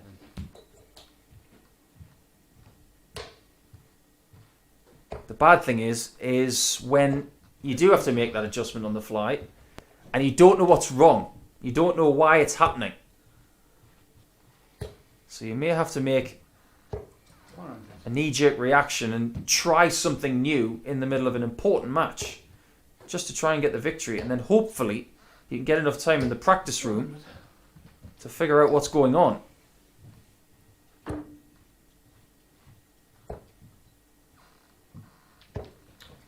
Jamie did say to me on Monday that he's gone to the slimmer flight instead of the pear-shaped flight, which he's used predominantly through his career. 43. So maybe after using them for a few days, they're starting to behave slightly differently. 58. You will not throw a dart the exact same way your entire life. That is a fact. You have to evolve. 60. And Jamie's got to ensure that he leaves a finish here. 25 will be the target, or the bull, to leave the finish. And gets it to leave 167.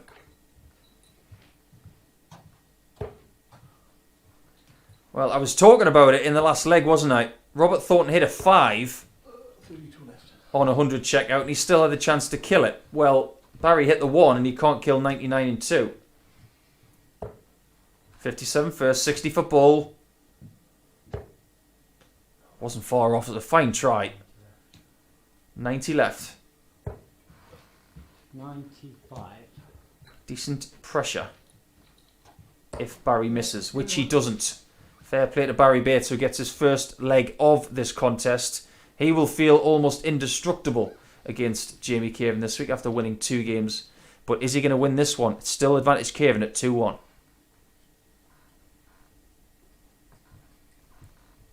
I've always thought that with Jamie Caven being one of the best players on the exhibition circuit, especially in Ireland, he's done a lot of work over there, that it would be a really good marketing opportunity to do an exhibition in Cavan. Come and see Jamie Caven in Cavan. Judging by the amount of exhibitions he has done in his career, he probably has done one in Cavan.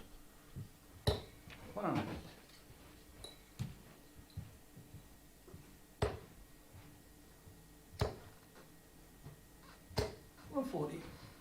Had a nice tweet from Hodgson at Hodgson Ash. Apparently he's a terrible player of Call of Duty, but he is enjoying the darts today. And apparently my impression of Robert Thornton was spot on. Well, I've spent a lot of time with Robert over the years, and I've picked up a little bit of Scottish twang now and again. He's taught me a few things that the Scots say, which I can't repeat on the air. 100. But I have spent no time in Scotland over the last 12 months, which has been very sad because I love Scotland. 45. Jamie Caven spent more time in the trebles in this leg. It's been much improved. Until that dart there. 60 to leave tops. 44. Still has the advantage and is likely to take a 3-1 lead. 41.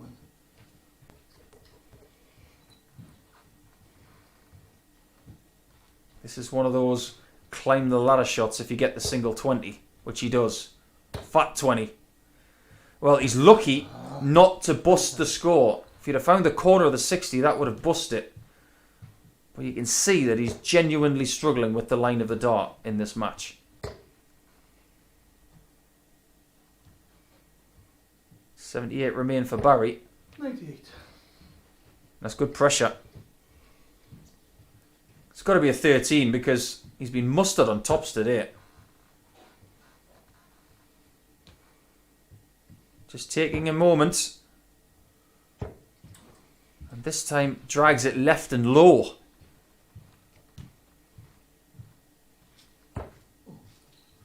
That's a good miss, Barrie, because you've still got double 10 with 2 darts. That's right. And he's found it and apologised to Jamie Kievan. That's not what you want to hear. It's nice of him to apologise, but you should never apologise for doing your job, which is equalising the game at 2-2. This one's flipped around from 2-0 to Caven. It's now 2-all.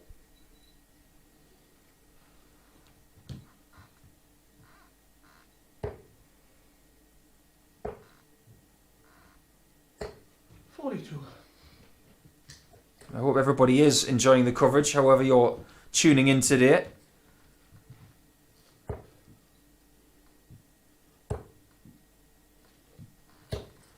One, two, one. I've had a tweet from Jeff asking where it's being staged.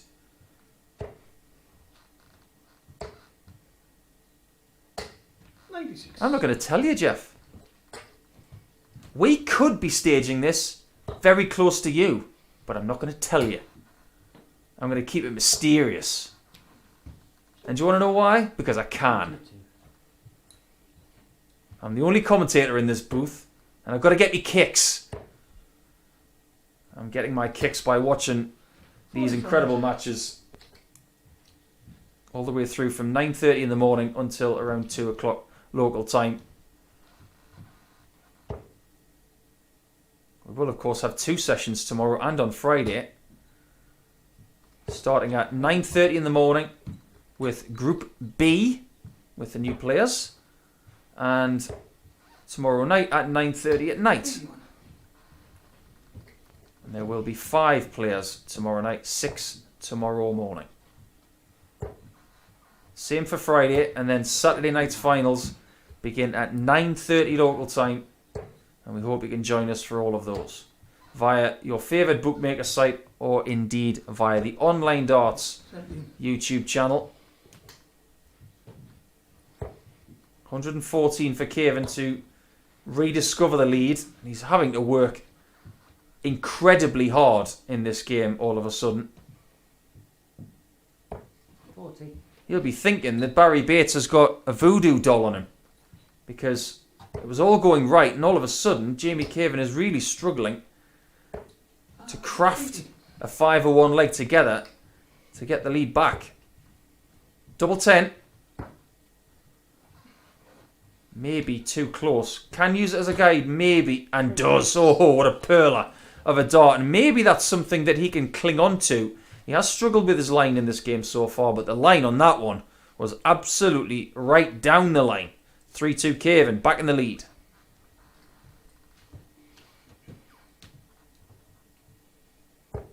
The 4-2 win in this match for Jamie would 99.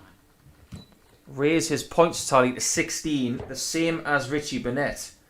But his leg difference would be only +2. Barrie gets his first 180 of the contest. In fact, the first 180 of both of them in this match. 60. So that leg difference between Richie, Robert and Jamie is going to be a telling thing. That's why Jamie can't afford to lose anything from here on out, because he doesn't have the leg difference of Richie and Robert. 53. Yesterday there were only 4-3 matches. 60. Today we've already had 3. If Barrie Bates wins this leg, we will be assured of more 7th leg deciders than yesterday. 58.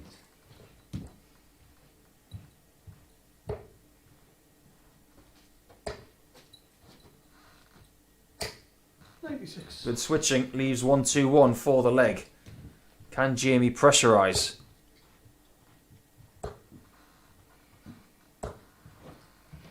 There were 4 games on Monday that were 4-3. So we could touch that if Barrie can find his way to victory. Jamie gets his first match-winning chance. It's a big one. And against Darryl Fitton on Monday, he did finish the game in this style on 141. He's not going to do it on this occasion. 57.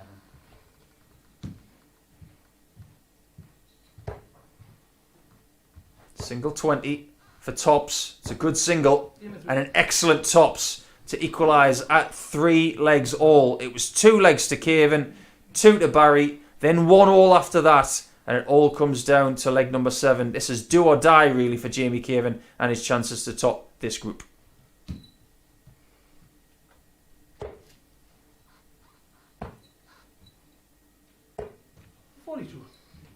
Jamie loses this leg, and the most points he can get for Group A is 18, which is where Robert Thornton already is. And his leg difference is currently 13 better than him.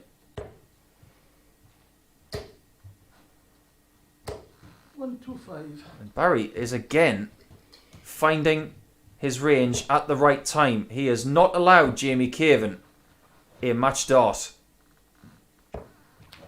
31.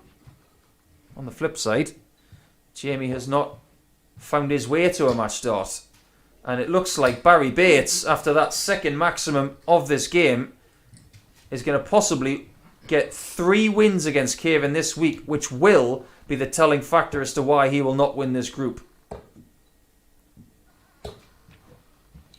81. Barrie and Jamie get along extremely well. But after 3 defeats to the same guy this week, who was at the bottom of the table, Jamie will be sick of the sight of Barrie. Especially when he was 2-0 up. 59. Barrie, to compound Jamie's misery, will set it up and has maybe multiple visits to get this done. He does. 58. 6 starts from here, and Barrie Bates to get his second win of the day doesn't waste any time whatsoever. Jamie has definitely taken Barrie off his Christmas card list. Jamie Caven, by my maths, can no longer win today, but he can try and get as high as he possibly can as Barrie Bates continues to fight at the bottom of the table. Let us turn our attention to Richie Burnett now, who's looking for a 3rd consecutive win against Joe Davis. A 3rd consecutive 4-0.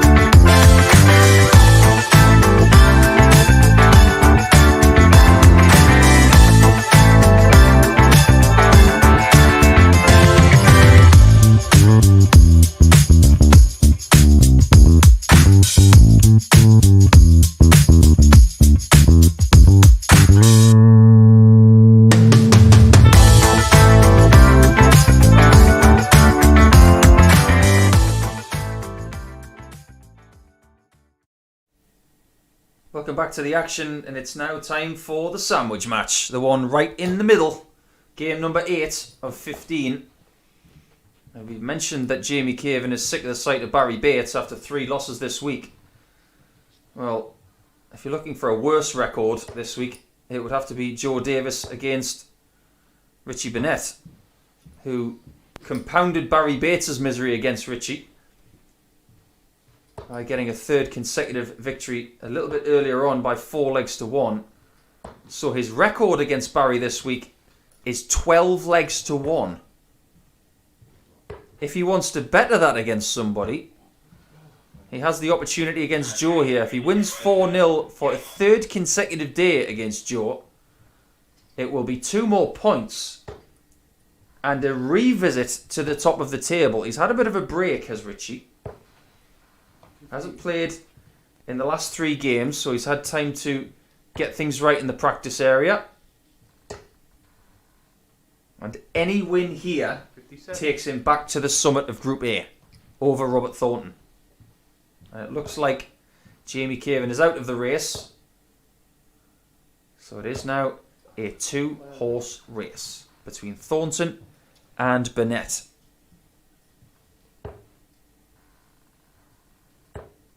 You might think that Richie's the only Burnett in darts. 54.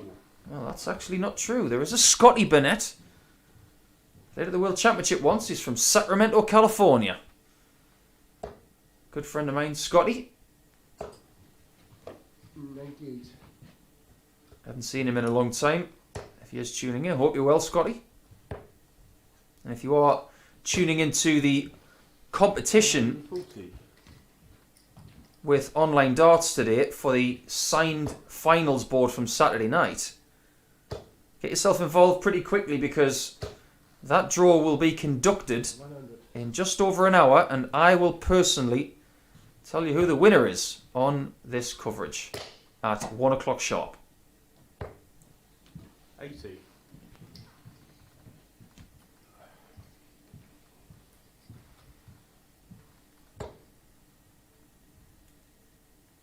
$45 for tops, and he's not far away. Treble 18 now because the treble 10 is covered, but that's worked out okay. The treble 4 has actually helped him there by getting him to a 2-dot finish as opposed to something a bit more difficult in the 2-dot range. Single 4 would have left him on 66. This is for the bull. He's taking his time. Oh, that's a beauty. Maybe the best finish of the day, mathematically, but execution-wise, look at that dart. Nowhere near the coast, as I like to say. 130, in she goes, 1-0. And his first leg of the week against Richie Burnett for Joe Davis.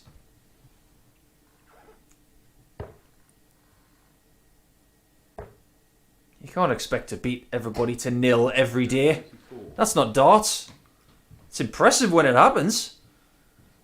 But Richie needs to stick to the task now. It's all about the 2 points. 140. Get through today in top spot and you know you're playing Saturday night. If you don't get top spot, you then have to start from square one and battle for points at the top of Group B and C. And with new players coming in, the likes of Charles Barstow, Fallon Sherrick and Adrian Gray, 180. it's not going to be easy, but that 180 from Burnett, first of the contest, it just goes to show how much talent he still has 127. when you can put 3 darts that close together.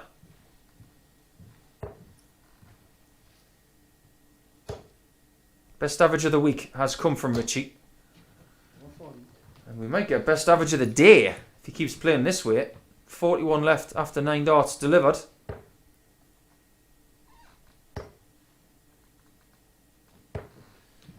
$58.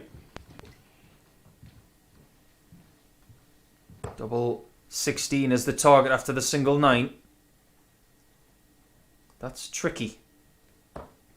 But not tricky enough as Richie Burnett responds in perfect style with a 12 darter after that 130 kill by Joe Davis in leg 1. As we go into leg 3, things are looking very good in this one.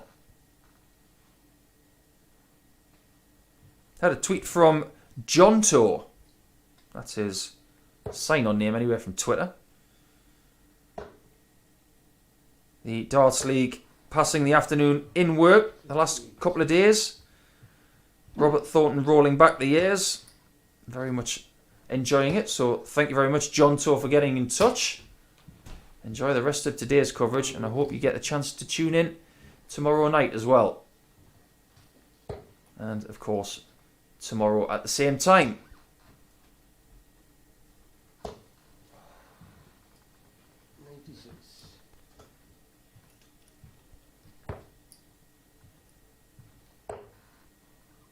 The next few games that we have, 96. the head-to-head records for the week are all 2-0. So it's 2-0 to Richie Burnett in this one, 2-0 to Robert Thornton over Fitton, 2-0 to Caven over Burnett. That could be a big game now, but it depends on what happens in this match. Just imagine if Richie was to lose to Joe Davis for the first time this week, what that would do for Thornton's confidence in the next match against Fitton. He could potentially open up a 4-point gap with very little in the way of games to come. Davis has had a finish very similar to this already in the match. He's had a 130 and he's looking for the one even further. Oh, it's time for Darting Dino to go eye-popping because the 170's been hit for the first time this week, and it goes to that man, Joe Davis. What a shot for a 2-1 lead. I really can't see the scores. I think it's in. I can't see the scores. I was looking at what I had left, to be honest, and then it came up, and I'm going to get up. I'd be very interested to hear if Joe Davis can understand what Richie's saying. I think he might be having a bit of trouble with his sight. He has 130. at points this week. I had to go very close to the scoreboard to check what he's got left. If you look at the flight of Richie Burnett coming towards his face on his backlift, it does come very close to his eye. So if he needed glasses, for instance, like players like Gary Anderson, for instance, and Simon Whitlock, glasses would get in the way. So I think he's a bit dubious as to whether to get glasses. A bit like Ryan Searle, for instance, who seems to thrive on not knowing what he's hit 100. in a darts match. Ignorance is bliss. Well, Joe Davis has been anything but ignorant in this match. 2 enormous checkouts. 83.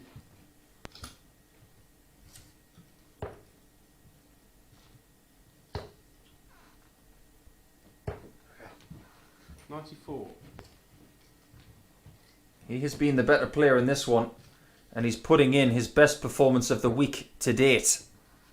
Averaging over 103 so far is Joe.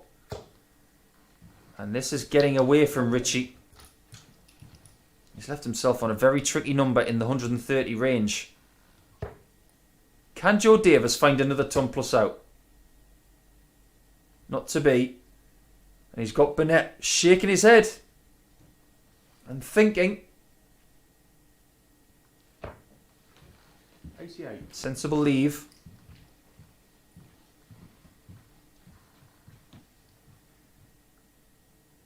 $133 turns into 73.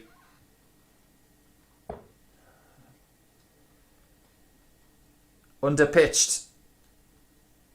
And all he can do now is leave what Joe already has.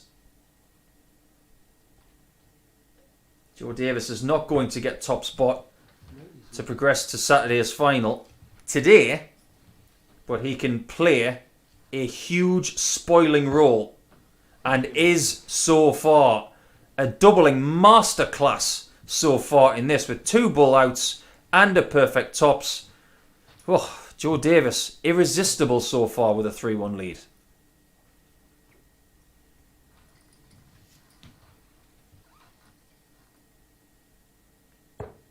It's a well-asked question in many sports that have different phases. It's very similar to golf, is darts in that respect. You have a scoring phase, you have an approach phase, and of course you do have the finishing phase. So in golf it would be 81. driving, irons and putting. Most golfers want to be the best putters because that's the club you use the most. Well, in putting terms, Joe Davis has not missed the hole in this game, and he has got Richie Burnett steaming. All he has to do now is remain focused on his task to try and make things easier for Robert Thornton to win today's league. And indeed, Group A. Because Thornton has not been defeated yet. It could be a doubly good day for Robert. He could win the daily table and the Group A table to get to Saturday night. 6. Long way to go though. This is only the halfway point of today. And look at the frustration.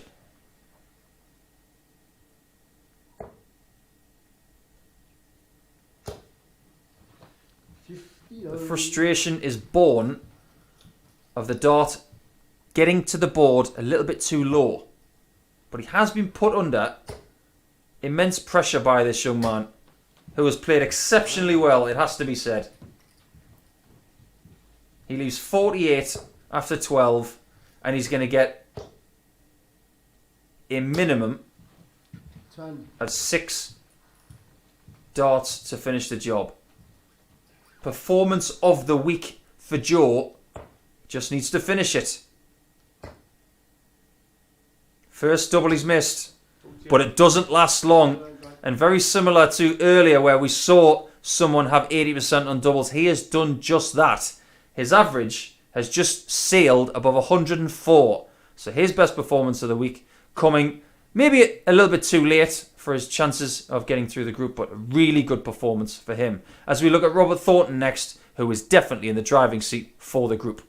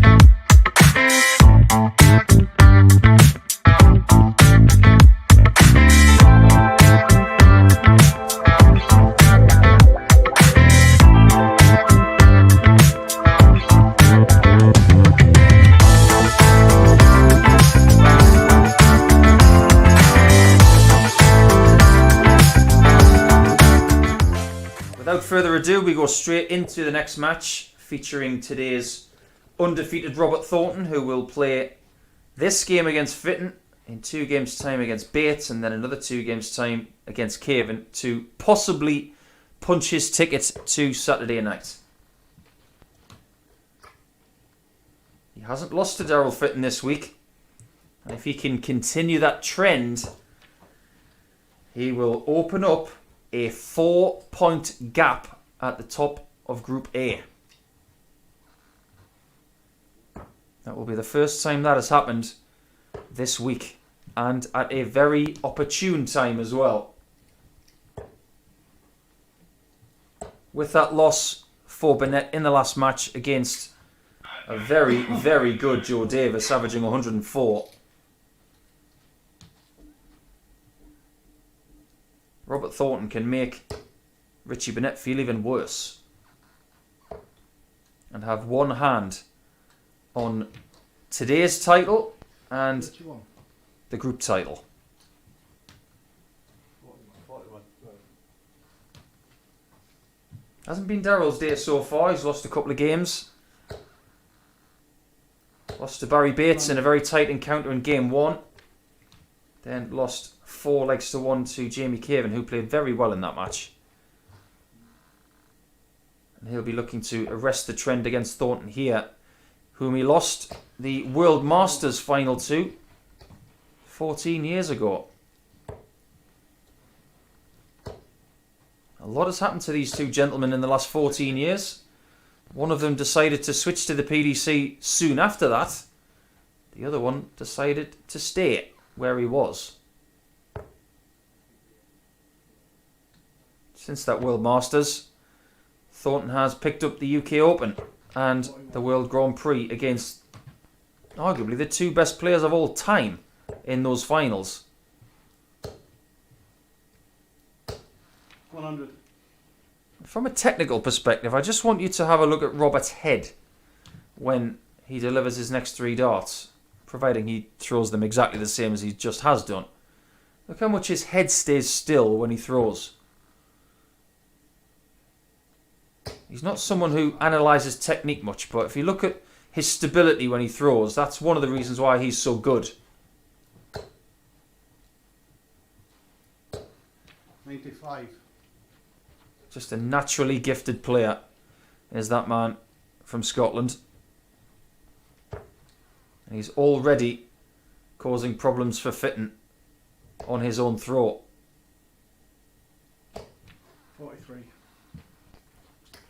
Someone's going to have to go some to beat the performance of Joe Davis in the last match, which wasn't just 104 average, but included a 170 out and a 130, both on the bull. That could be the performance of the day.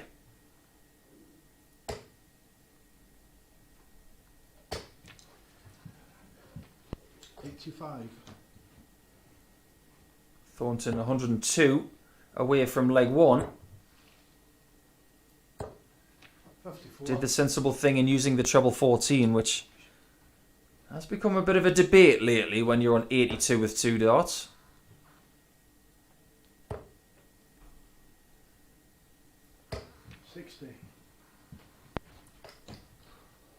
It will be a single 8.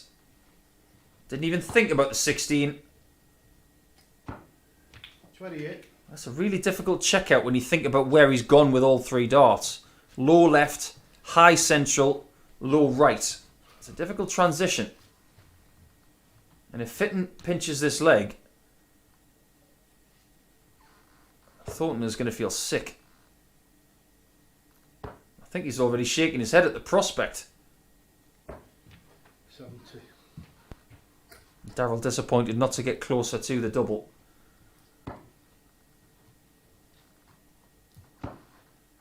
Thornton is not getting closer to double 10. He did get closer eventually, but not close enough. So a scratchy start to this encounter. And Daryl is seeing the lighter side of it. I'm not sure Robert is. He's shaking his head in the background. This could be a 9-visit leg. Oh, that is a nightmare blocker. 16. But he hasn't found it. Overcompensates. And it could be a 9-visit leg for Robert. And he does find it eventually. We'll forget about averages, anything like that, because when you have a first leg like that, that goes out the window. It's all about trying to get the 2 points here for Robert to get that gap to 4 at the top of Group A. Got to shake it off. And it would be typical darts if Robert came back with a 12 darter now. 57. And earlier in the day, Daryl Fitton was shaking his head because his consistency levels were up and down, up and down. He was having a bad visit. Then he was finding a 140 or a 180. And he couldn't figure out why things were going wrong. That's just darts. It's a game of millimetres. And if you think watching this 60. that it's an easy game, I assure you it's not. Some people can make it look easy. The likes of Johnny Clayton and Gerwin Price picking up multiple titles this year already.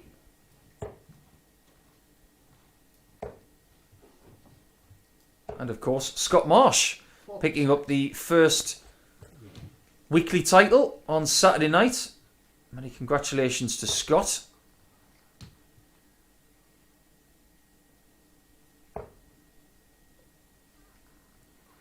81.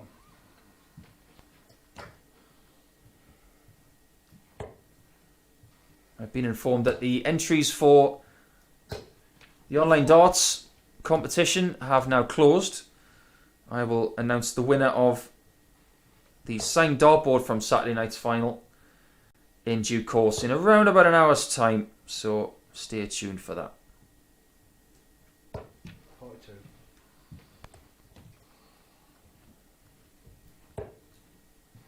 And Robert's starting to lose the range on the 60 with darts at the start of the visit.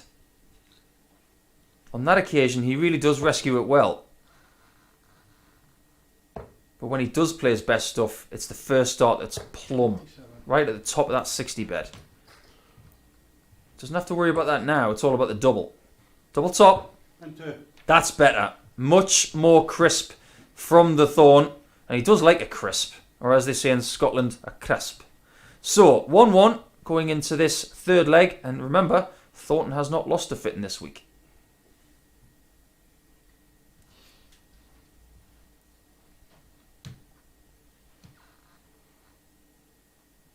Spent a lot of time talking about the Group A table for the week. Let's have a little look at the table for today, which makes for fascinating reading because we currently have only Daryl Fitton on no wins, 0 points and -4 in his leg difference. Thornton, Caven and Barrie Bates are on 4 points. Thornton and Caven are currently tied at +3 in their leg difference. I'm sure that position will change because Thornton and Caven will do battle in game 13, which could be key in Robert's quest to win this group. Richie Burnett and Joe Davis have 2 points apiece. 59. There have been no 4-0 scorelines today so far, which is very curious. 81. We've had plenty of 4-0 scorelines the last couple of days.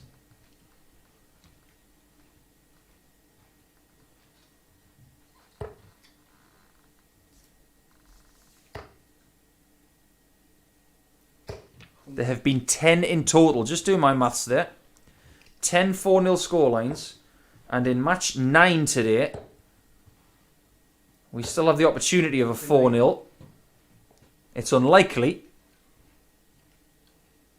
But everything's going to be a bit closer on a Wednesday, you feel, with people jostling for position in the table. 96. 171 is the perfect number from here. And you might get it. Almost did. 87. I was talking about debates on certain numbers. Well, the debate on 118 rattles on. A lot of people think it's 18s first. Well, it is 20s first that you need to do. 44. Daryl fails in his quest to take that shot. And Thornton is looking at 20 in tops for a 3-0 lead. 50. If I was to ask Robert right now, how do you feel about your top shooting this week? He'd say something that I can't repeat. Great first dart from Fitton. Great second dart as well. And you see that little flake of the arms out from his waist as if to say, where's that been? Well, he's got his first leg of the contest and we're assured that we're not going to get a 4-0 yet after 9 matches of today's play on Wednesday.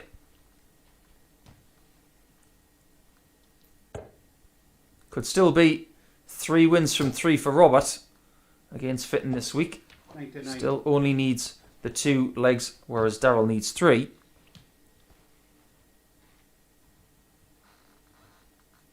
But Daryl's position at the bottom of the table with Barrie Bates on 8 points now assures him that he will be playing tomorrow morning and on Friday morning. Because spots 4, 5 and 6, 180. as we see Robert get back in the maximum column. His first of the game. Spots 4, 5 and 6 will play tomorrow morning with Diogo Portela, Adrian Gray and Fallon Sherrick. Whereas second place and third spot in this table will go to tomorrow night and Friday night with Paul Hogan, Chaz Barstow and Colin Monk. This is better from Fitton. 140. Alongside Richie Burnett, you have to say that maybe they are the two that can find the 180s on the 54. most regular basis. But Thornton hasn't needed a great deal of maximums in this match to have the lead. Just the one, in fact.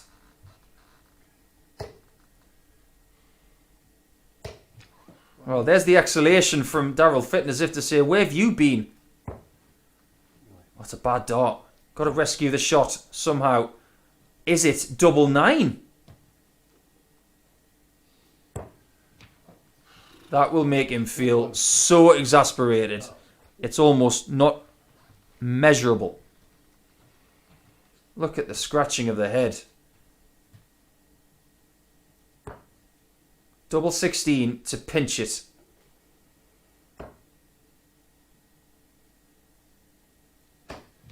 In 3. Really well done from Daryl Fitton. It's a 15 darter. And Thornton will think, how did I lose that leg? Well, he's lost the last 2. And now he has to win 2 more from here if he wants to remain as the top boy in this group.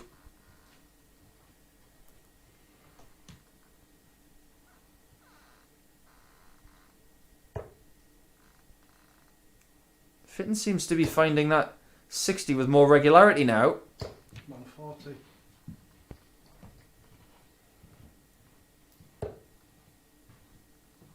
No matter what happens in this match, Robert Thornton will stay at the top of the Group A table.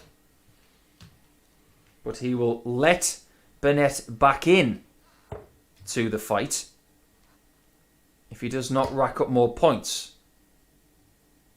A loss for Thornton in this one and a win for Burnett against Caven in the next game. That will put Richie Burnett back to the top. 45. This is why I'm so engrossed in today's play, because it really is on a knife edge in most of the matches. We're getting only temporary reprieves from the quest for the top spot. 88. And with Richie Burnett stumbling against Joe Davis, is Robert about to do the same against Daryl? In similar fashion to Richie, he could lose to this opponent for the very first time and cause himself problems in the second half of play today. 44. Sensible switch from Daryl. The single 20 would have left him on a bogey number. But Thornton is gunning for the max 180. and finds it at a perfect time. Third maximum of the match. His second. And he's going to get 3 darts at double 18. He was in the same position in the last leg on tops after 12. He couldn't find it. He's got double 9 again. And he's gone inside again. Same result. That double 9 has cursed him. He's missed it both times on the inside. And Fitton again is in for the steal. Double 10. This time he does not punish. And Thornton has a much more inviting looking double 4. Double 1. And 3. Last chance saloon. Oh, that was close, wasn't it? Very, very close to that double 18. Could have bust the score and missed everything entirely, but he grabbed enough of the green to grab a 3-2 lead going into leg number 6.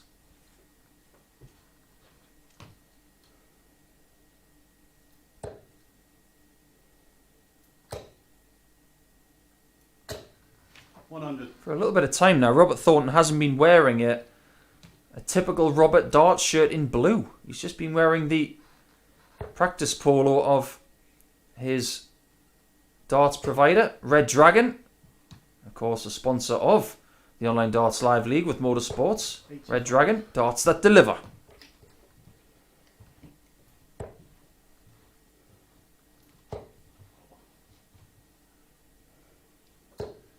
60.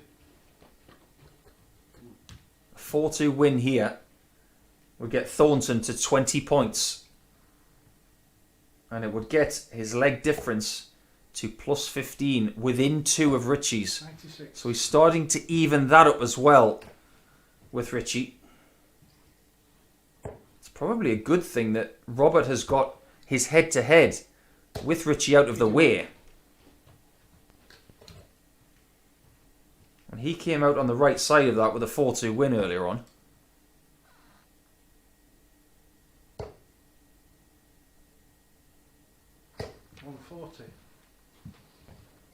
If Robert wants to win this 4-2, he's going to have to get a move on.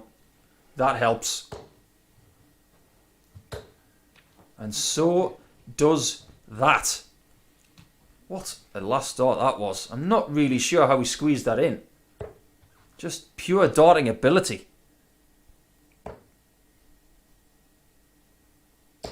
46.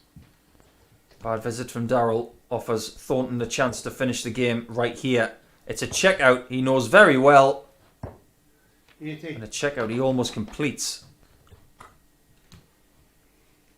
On the whole, over the last few legs, he's not been good having 3 clean darts at a double. He has 40 again. And the last time he went for it with 3 darts in hand, he hit a 5. And 2. This time he does not hit the 5. He gets the 40 in 2 darts, and it is a perfect week for Robert Thornton against Darryl Fitton. 3 wins from 3, and for the first time he gets a 4-point gap at the top of the table. How will Richie Burnett respond to that? Let's find out as he takes on Jamie Caven in match number 10.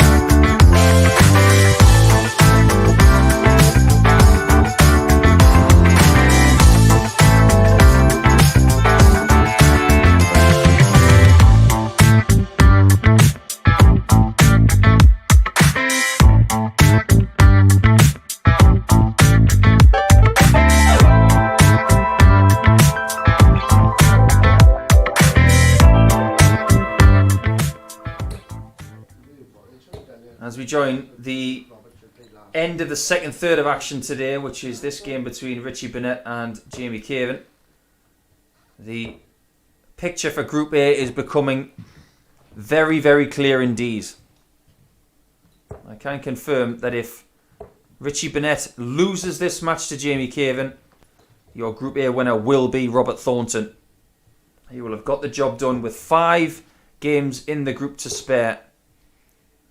Thornton on 20 points is now 4 ahead of Richie Burnett. Their leg difference is very similar. But if Richie has any chance, he needs to win this match and his final match against Darryl Fitton a little bit later. And he needs Thornton to stumble completely. So it's all or nothing stuff now for Richie.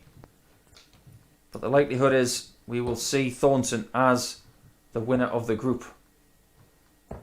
55. Funnier things have happened though. It is darts. It's very unpredictable. That's why we love it. Jamie's had a good response to a poor day yesterday where he only picked up 2 points. He's picked up 4 more today. To have a grand total of 12. Oh, I beg your pardon, 14. 59. So currently Jamie Caven is in 3rd spot in the table with Joe Davis chasing him down. 180. And a 180. The first of the match comes from Richie. 84. 82 left. After 9 darts is a spectacular effort. Treble 14 for tops.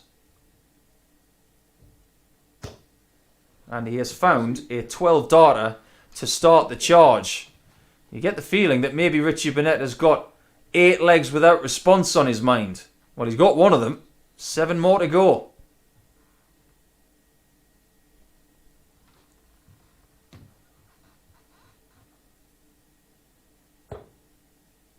Next match will be intriguing. It does feature Robert Thornton, who has not lost to Barrie Bates this week. When they do battle, if Robert Thornton wins that match, he will be the Group A champion. He may be champion when that match begins, if Richie does not win here, but you sense after that first leg that Richie could be the stronger of the two here. Even though Richie has not beaten Jamie this week. The only win that Jamie got yesterday was against Burnett. 55. That was by 4 legs to 2. And when they met on Monday, Jamie won 4-2 once more. 1, 2, 3.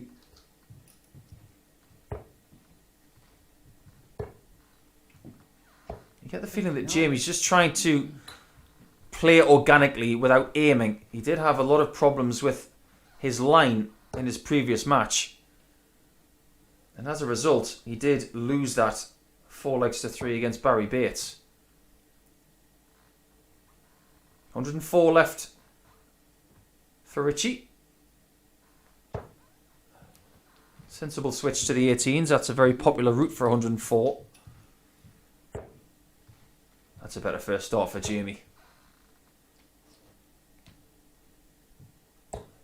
99.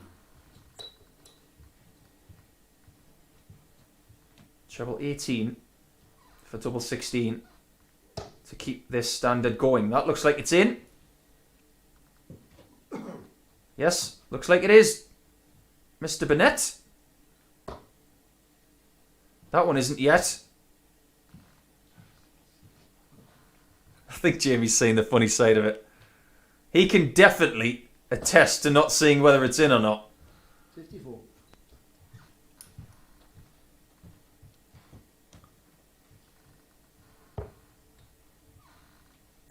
I think that dragging of the dart into the 5 is really starting to grate on Jamie. That It's is starting to annoy him. And Richie Burnett is looking at 32 again. He's got double 9 now. He's putting in a few extra steps on his daily grind. But he steps his way to 2-0, does Richie Burnett, in his quest to keep Group A alive. Well, it's not just about Richie in this particular game. We'll talk now about what this means for Jamie. Jamie's not going to win this group. But if he can somehow cling on to 3rd spot in the table, 59. then he would play tomorrow night instead of tomorrow during the day. Now, knowing dart players as I do, The majority of them prefer to play at night. That's what they used to when they're coming through the ranks. 44.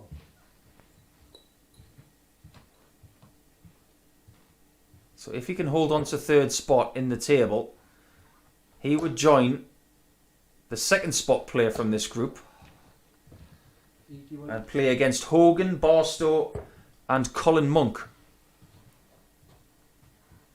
as opposed to playing in the 6-person group, which will be during the day tomorrow and on Friday. 43.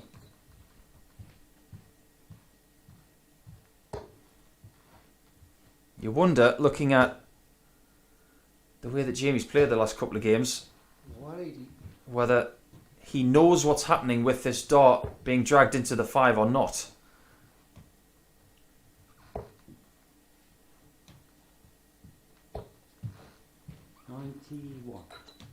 It's a good visit, but Richie Burnett has 6 from 180 here. And if he keeps playing this well, averaging in the mid-90s, we could be looking at our first. Oh, he doesn't like the lie of the flight. Go high. Go high. Go high, Richie. Go high. Don't bust 180. He didn't like it.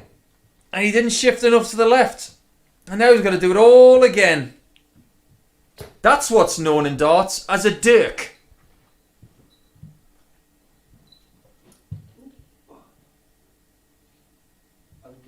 Sorry, I mate. can't because I put them on us. Well, it was bust the last time. And this time he's not going to get the 2 treble 20s. The leg has changed because of that 180 bust. And Caven is back in it if he can find a decent score at this visit. But it's not working for him at the minute. 50.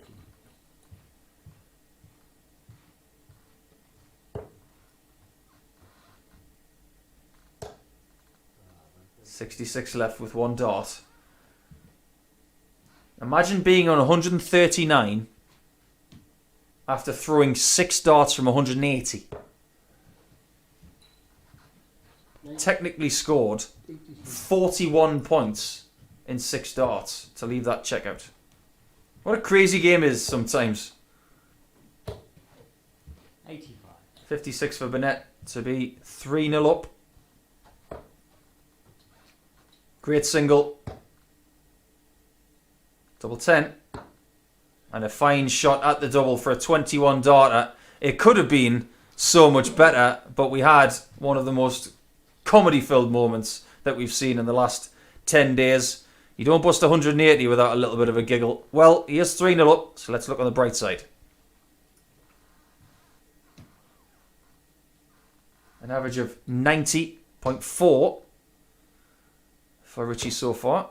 That's steady stuff, considering the level he attained yesterday with a week's best average of 109.31. 85.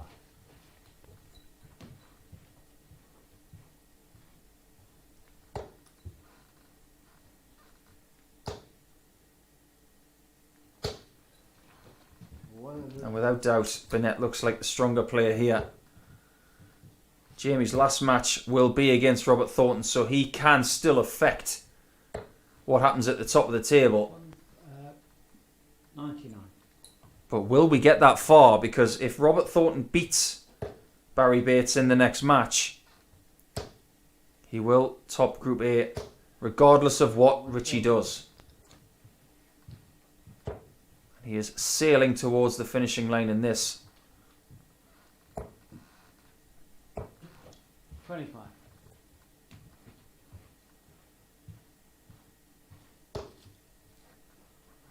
Just looking to set it up now. A 25 would be a handy dart. But he doesn't do that. He's a bit old school. Doesn't utilise the 25 in bull to leave the 2 darter and take the 3 darter out of play. 60. But he has a healthy lead anyway to negotiate this in a minimum of 6 darts. Double 18 to finish the job. And that is a really fine 15 darter from Richie Burnett. It is a 4-0 victory. And it's the very first 4-0 we've had today to close out match number 10. Robert Thornton and Barrie Bates will do battle now. And as Richie Burnett inches closer to the thorn, he can put it to bed in the next one.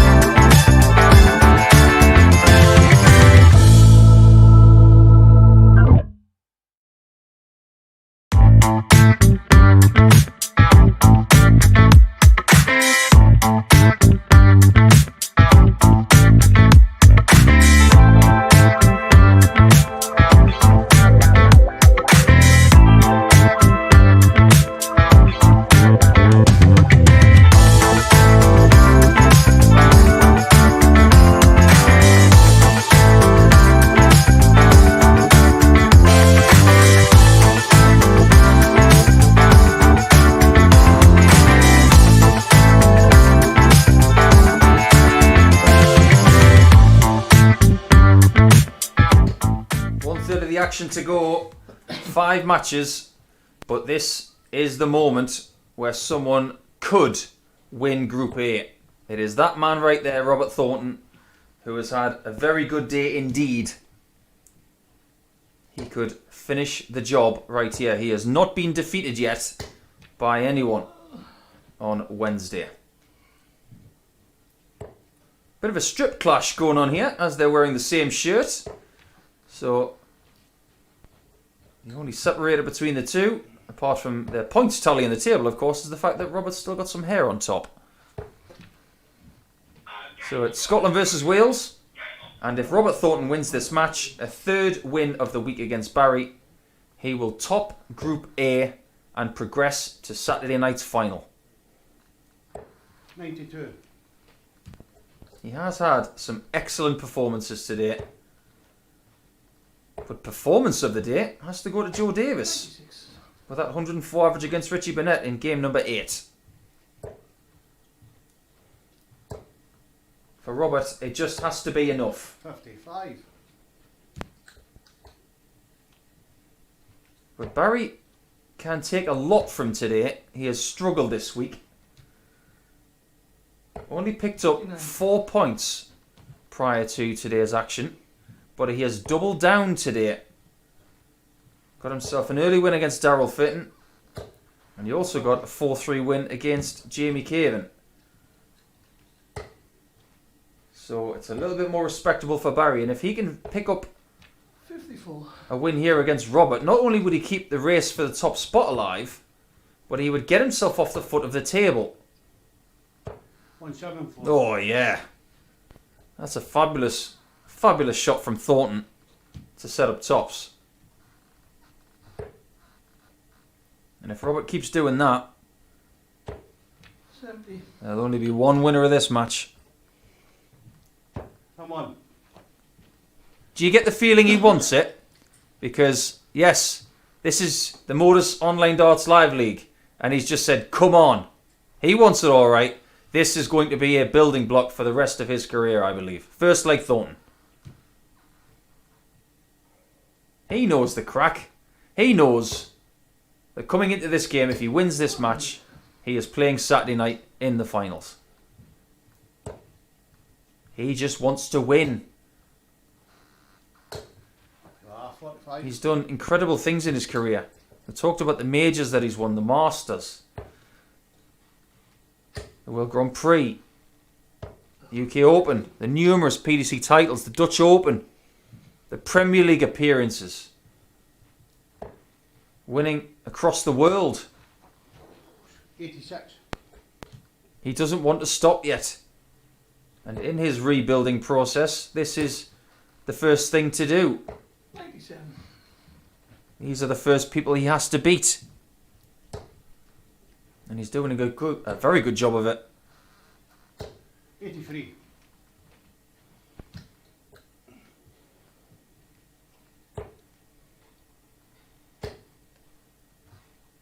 I was talking yesterday about a fact that you might not have known about Richie Burnett. The fact that he's a very good swimmer. Well, here's one about Robert Thornton. His favourite music artist 121. were the Eurythmics.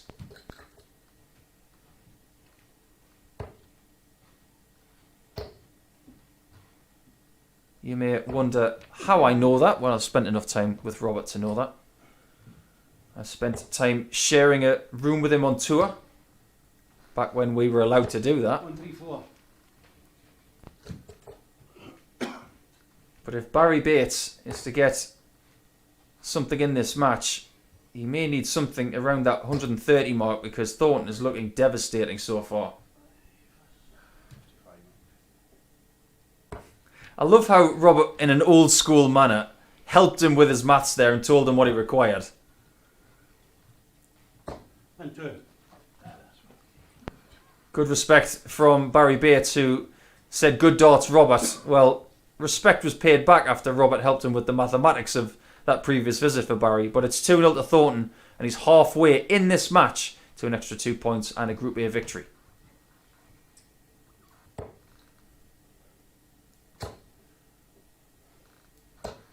$97. I've got so many Robert Thornton stories that I don't think we have enough time on the air to tell you them all. 57. But I can tell you one funny one while we've got time.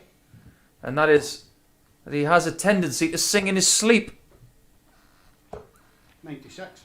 If you've ever seen the film Love Actually and the song sang by the choir at the end of the movie when Martine McCutcheon and Hugh Grant are caught kissing at the back of the stage. Well, I was sharing a room with Robert a few years ago in Dinslaken in Germany before we were travelling home on the Monday. And in between snoring, he decided to start singing that song. To this day, I have no idea why. 100. But I just sat at the other end of the room and laughed my head off. Then we went to the airport in a taxi in Germany, which I think it topped out at about 265 kilometers an hour on the Autobahn. A particularly frightening experience, and it's turning out to be that for Barrie in this match, because Robert is gunning for tops and is not looking back. This is his best performance of the day, his most ruthless as well. 53 and 2 for a 14 darter, and he's only one leg away from killing this group off.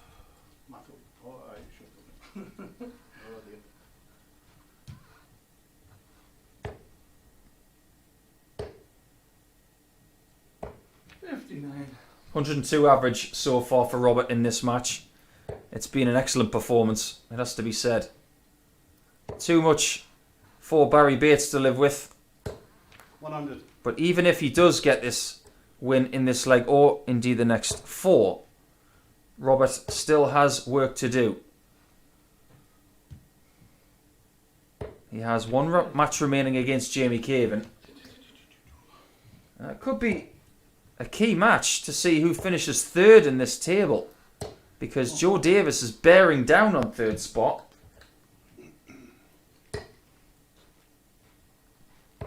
Barrie is going to be playing 60. Tomorrow morning and Friday morning.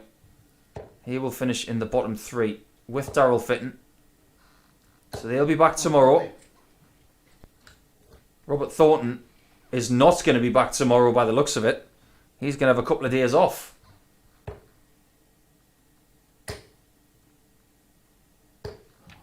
Not a great deal has gone right for Barrie in this match. But Robert Thornton won a UK Open on this shot. 57. And that's okay when your opponent is on 319. Many a player has suffered at the hands of the Thorn and his scoring prowess, but this has been an exceptional display.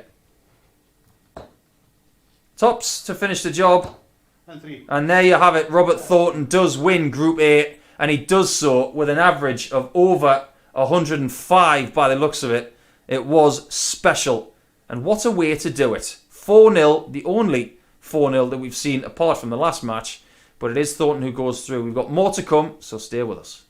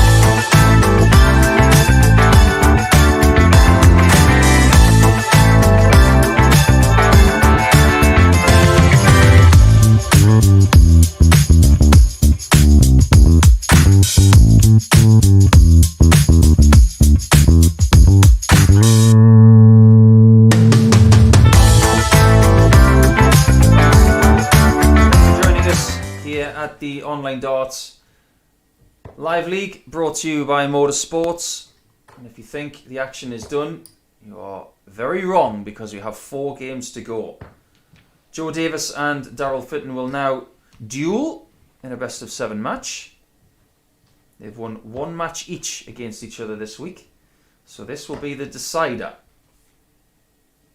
Fitton will be in the bottom 3 of the table for this week in Group A, so he will come back tomorrow morning and Friday morning to play in Group B to see if he can make Saturday's final.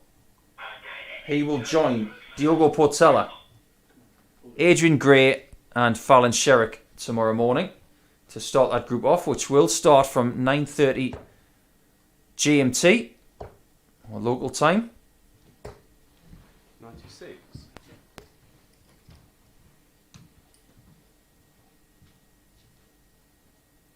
But as far as this game is concerned, the biggest thing on offer, apart from bragging rights, 99. is the opportunity for Joe Davis to try and get really close to Jamie Caven in 3rd spot.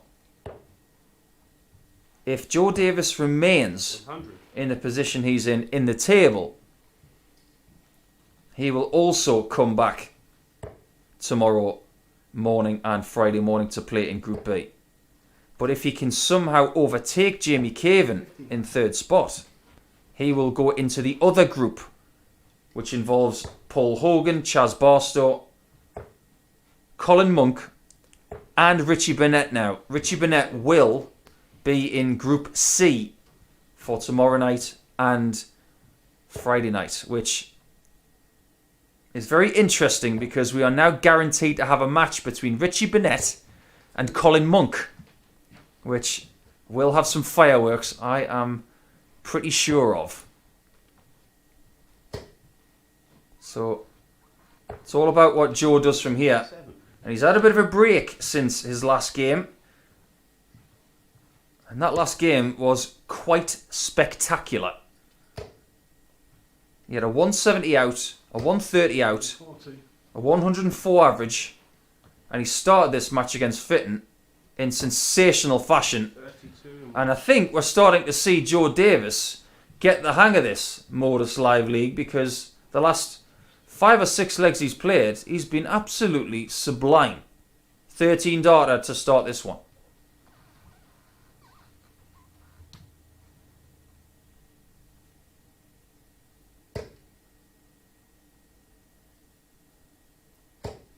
Had a tweet from Danish Geordie9, and he's talking about 90. how he likes the stories I tell about other players. Well, they're all positive stories. I'm not going to share the negative ones because they're for me. But there are plenty more. I'll keep some of them in the bank for another time. Daryl Fitton. Very, very good in this leg so far. Taking the lead.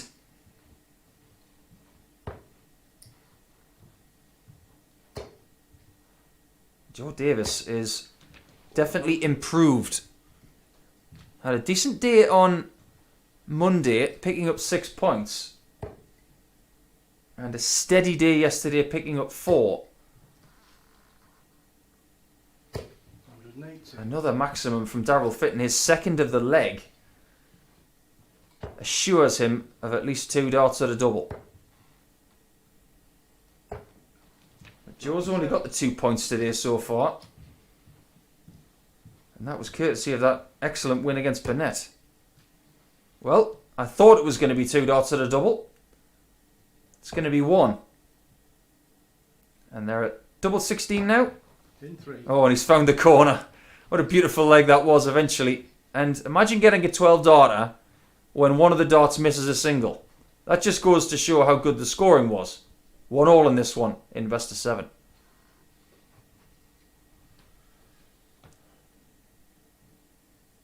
Come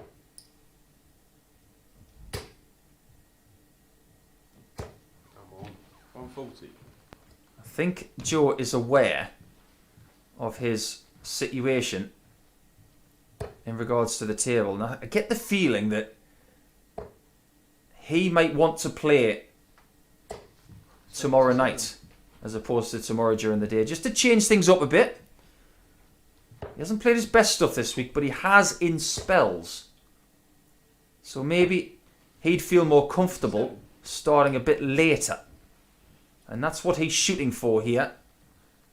By winning this match, he will draw level with Jamie Caven on 14 points for the week. 100. But his leg difference is a little bit further behind. And because he hasn't got the ability to win this one 4-0 now, he can't draw level with Jamie Caven. So 44. it's just about getting the points here and trying to seal the deal later against Barrie Bates. And hoping maybe that Robert Thornton is going to do him a favour against Jamie Caven next.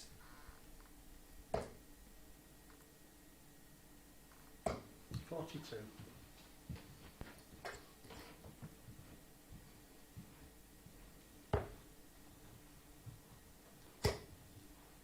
We will bring you the results of the online darts competition in about 10 minutes time after this match. So if you are entered in that draw, all the very best. That signed dartboard could be winging its way to you. Oh, that's a tremendous 140. Considering that dart was dangling in the board, he's gone for the 60 with a possible 20 sacrifice on the floor. And if he had sacrificed that 20, he'd be on a bogey number. 93. Well, if this goes, I'll throw my hat in the air. It's not going to happen. And he should go 25 first with the 2 darts left, because the 25 would have left 97. Then you can go 57 to leave tops. It's just a smart way to do it. But Joe Davis busts the score. Just when you think he's going to plant double 8, comes out of the hand wrong, too low, and Fitton has a chance to take the lead. The only player today not to register a win is the Dazzler.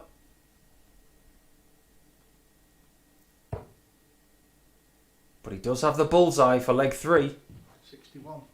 Good line, just over the bar when it comes to the weight of the dart. Can Joe put it right on double 16? It's getting closer. 32 and 3. He's found it.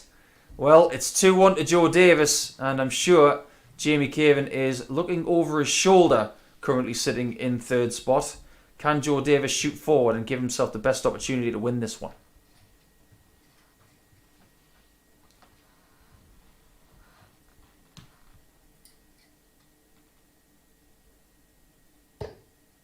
There will be more Live League next week, of course. 3 different groups. I have Group A on Monday, 85. Tuesday and Wednesday, just like this week. And then, of course, double sessions on Thursday and Friday, culminating in Saturday night's final. And if you would like to know who is joining us next week, players-wise, then stay tuned to the MODUS Darts 180 Twitter page and other social media channels. 135. The lineups will be finalised in the next 72 hours. 100. And Chris Mason will return to the hot seat from Monday morning to guide you through week 3. I will be back in week 4.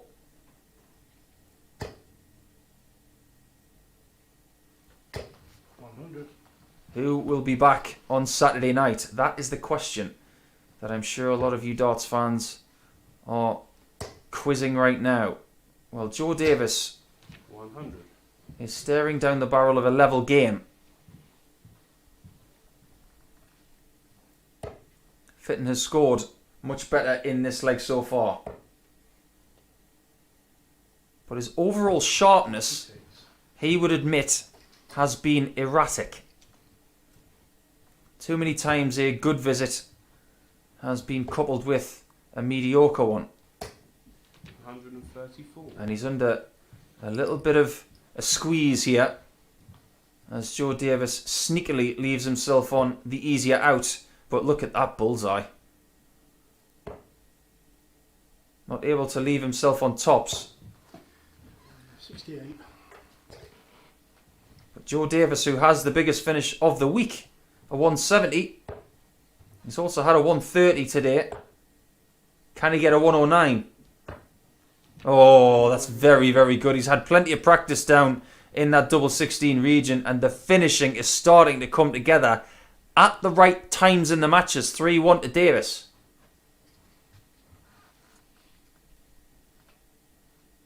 A 4-1 victory here for Joe would get him to 14 points. And he would be on 58.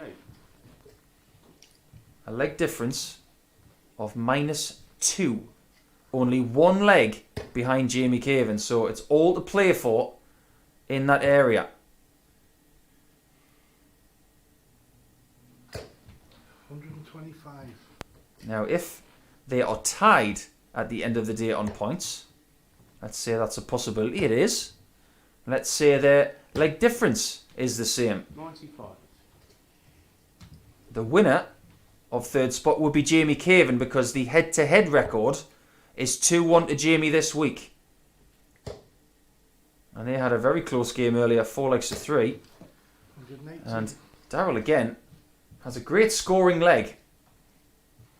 A 125 and a 180 to leave himself on 196 after 6. 60.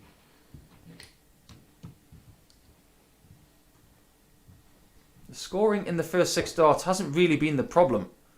It's been the approaching to the finishing zone, and far too often this week Daryl has found that small 7 with the 57 effort. 36. Just maybe a sign of a bit of rustiness in tournament play. He didn't play a great deal of darts at Q School. Only played for 3 days and didn't pick up much in the way of wins. In fact, there were only 2 wins in 5 matches. So he needs to get back in the habit of winning matches.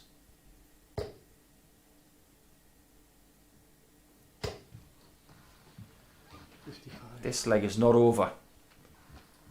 Davis can pounce here. A 140 would be great. 19's the switch. Has to do it. Another 19 for the 170. 58. And he leaves another one to win 4-1 if this does not get hit.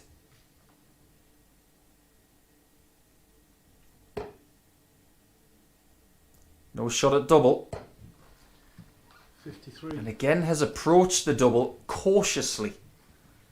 Has failed to find the approaching trebles. Davis is looking for a second 170 of the day. A second 170 of the day! 150. And that's a missed match dart. What an effort that was from Joe. I think he really fancied that. That's a missed single. Why would you go for the treble 12? Double 16. In 3. And he's found it. Well, he does go for the treble 12 on 52 all the time, so I'm remiss to say that it was a mistake. It's something he does. But ultimately, he won the leg. So, Fitton is still in it. It is a break of throw as well. So it keeps Daryl very much in this match. It has been narrow defeats today for Daryl. 4-3 to Barrie Bates. Did lose 4-1 to Jamie Caven when he was playing his best darts of the day. Then he lost 4-2 to Thornton. No shame in that, the way that Roberts played today. 100. But he's losing this one.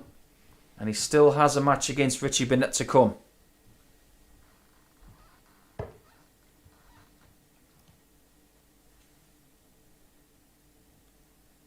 Had a tweet from Peter Verbeek in the Netherlands asking whether I'm playing in one of these leagues. Peter, I am not. I am waiting for surgery. on my shoulder and my opposing elbow. So I am not playing in any darts tournament for probably the next 6 months. I am earmarking the end of this year as my preparation for 2022 Q School. But I'm going through some surgeries and some 125. rehab to make sure that I'm as strong as possible for next year. So thanks for your question. Question on a lot of people's mind is, can Joe get the job done to win 4-2? He will remain in 4th spot in the table if he wins this match.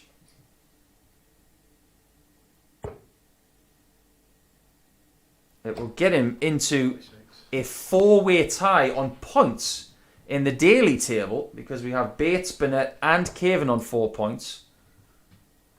And they'd have to be separated by leg difference. 58.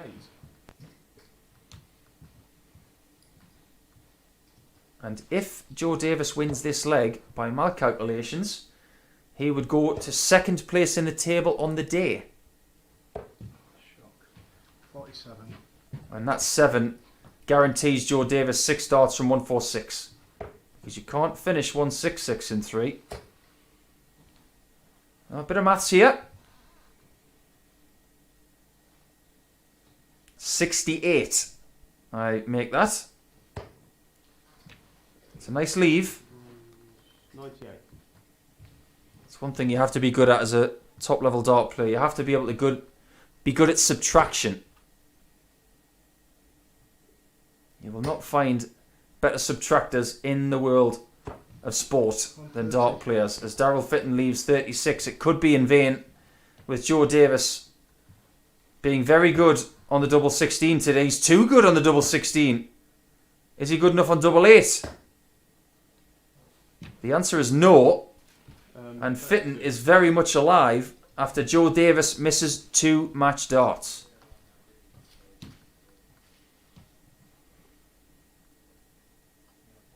Double 18. 36 in 1. 3-3 it is, and we're going to the wire. And we've got plenty of players in the running for 2nd spot in the daily table. We have a Group A champion, but can Joe Davis climb it a little bit higher by the end of the day? Let's find out if he can win this match against Daryl Fitton.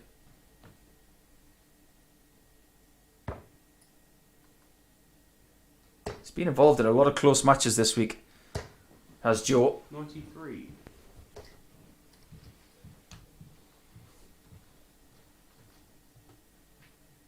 You could say that some of those matches shouldn't have gone to the 7th leg. This is one of them. When you have 2 match darts, every player at this level expects to hit it.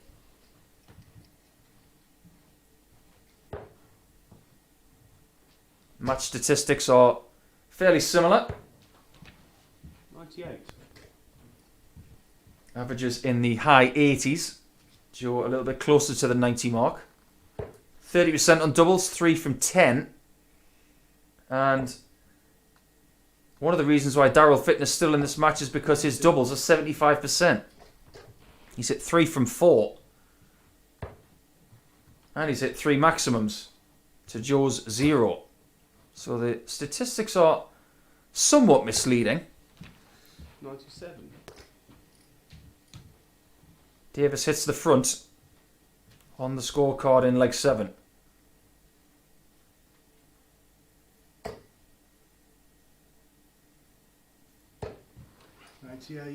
Jamie Caven could wrap up 3rd spot in the table if he beats Robert Thornton and Joe loses here. 100. That's a very narrow ton. That 3rd dart had a really good chance of sneaking into the top bit of the 60.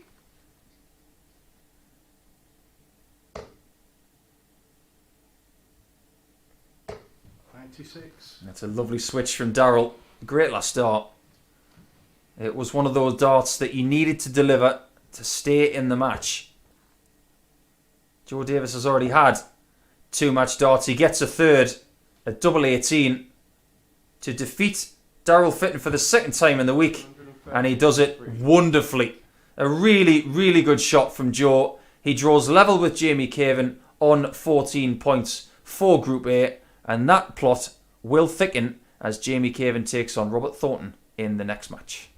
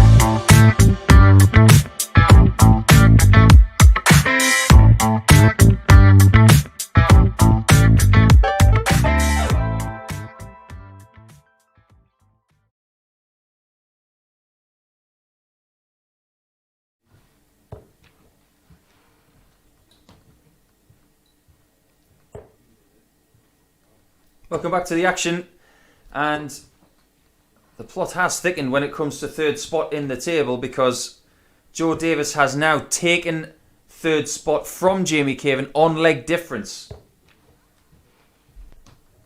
Apologies if I misled you in the last match as to whether Joe could do that, but I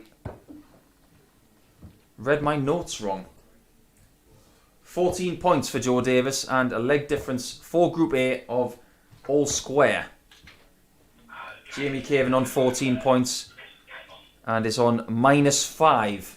So, Jamie Caven, if he wants to seal third spot, needs to beat Robert Thornton here and hope that Joe Davis is defeated by Barrie Bates in the very final game of the session. So it's not over yet to see whether they play tomorrow morning or tomorrow night. But one thing I can confirm is the winner of the online darts competition. 100. The winner of the signed board from Saturday night's finals goes to Jack Reveley 60. at Judo Jack 180 from Sunderland. You, Jack, have got a dartboard signed by the 5 finalists from Saturday on its way to you. So congratulations. Well done. And thank you to everybody for taking part. And I'm sure there will be more competitions coming your way. So stay tuned to the social channels over the next 48 to 72 hours. Thanks for taking part.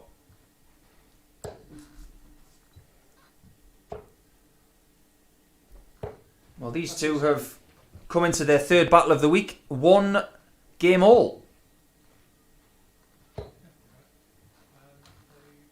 Robert was defeated by Jamie on Monday by 4 legs to 2. And then yesterday, Robert got revenge with a 4-1 win. Robert ultimately is your Group A winner, and he will play in the finals on Saturday. He's currently got 22 points. And if he wins this one, that will be 24 points from a possible 30. That is a fine haul. Double top for the first leg. 28. Just misses by the finest of margins. And Jamie will visit the 19 bed. Hopefully get a treble here.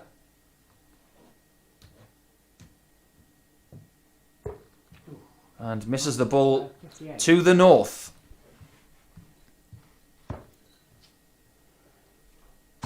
Enter. Robert does not miss tops and takes a 1-0 lead against his old friend Jabba. in this best of 7 match, and he is cruising his way to playing on Saturday night. He will not play tomorrow and on Friday, but let's see if he can win this match against Jamie.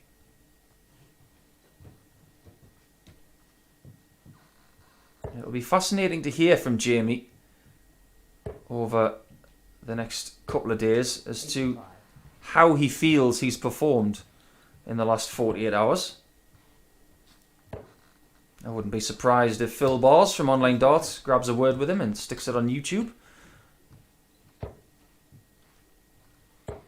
Always got an interesting story to tell, has Jamie.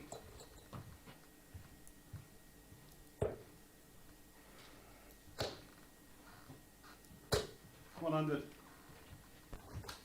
And Robert will put anything that he has left into this last match in the qualifying phase for the finals. 100. He will already know that he has won the group, and he will feel particularly chipper about that because it's job done.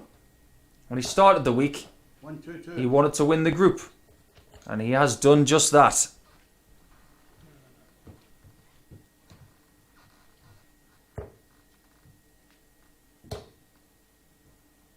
Seen a couple of 4-0 scorelines today 85. in succession. It was a 4-0 win for Richie Burnett against Jamie Caven earlier that put the pressure on Thornton to beat Bates, and then he comes back with a 4-0 of his own, and they're the only two that we've seen today. Caven on the snooker shot.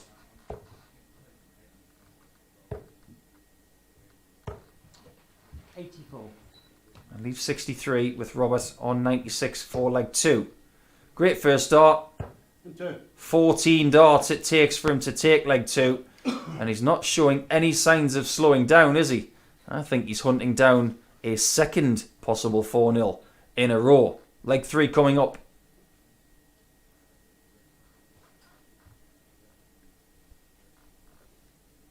You could classify that as steady stuff from Robert so far.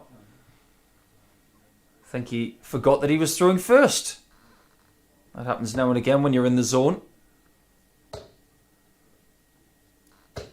440. And with Robert playing this consistently, you wonder who can stop him from being this champion this week. 45. Will we see big things from Fallon, Adrian Gray and Diogo Portela tomorrow? And then tomorrow night? 30. Don't underestimate Paul Hogan. What a fabulous player he is. And Chaz Barstow will have a lot of people interested in his performances tomorrow night and on Friday night as well, because he's been playing some stupendous darts over the last few weeks. Beating the likes of Gerwin Price 81. and chipping out finishes against Gabriel Clemens, like 131 with 2 doubles. He is a bit of a maverick player, and he could be one to watch. So don't miss that tomorrow night from 9:30 PM British time.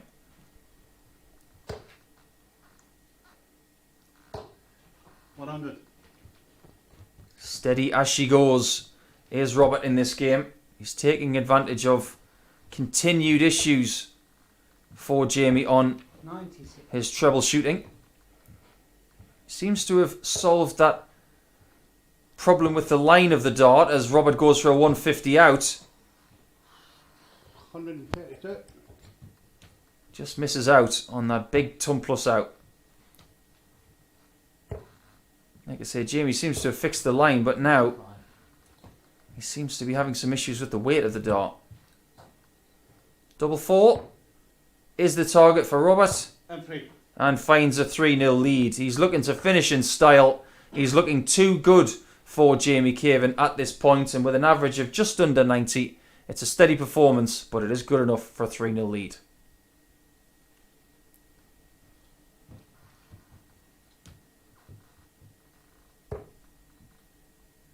The way things are transpiring for Jamie, his current leg difference is -8.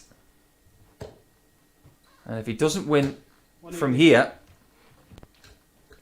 there is no chance of him playing tomorrow night. He will return tomorrow morning. And Joe Davis will be assured of playing in Group C before he's even played Barrie Bates. 81. And that is by virtue of the leg difference. 100. Thornton has broken the darts in only 6 darts here. 60. And is concentrating his efforts on that 60 and the area of the 60 probably better than any time this week. 91. Everybody likes a 1-4-2 finish. He might look at 2 treble 17s. But Robert is looking to leave tops. 100. And doesn't quite get there.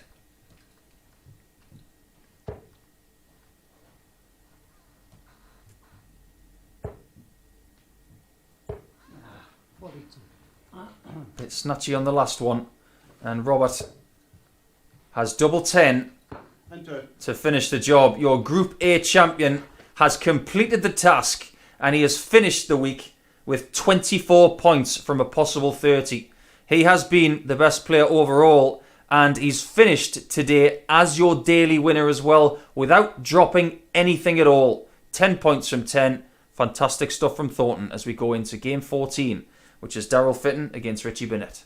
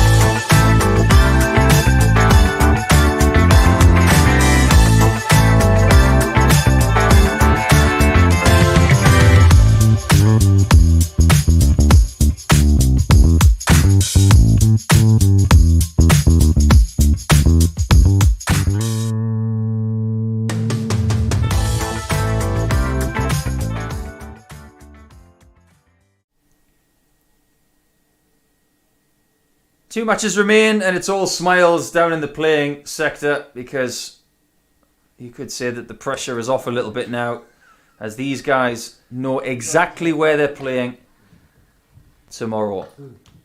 Darryl Fitton will play tomorrow morning as part of Group B by virtue of his position in the weekly table, which is currently in 5th position. That could change. He could finish bottom if he loses this match to Richie. And Barrie Bates wins the final match of the day against Joe Davis. Let's find out, shall we?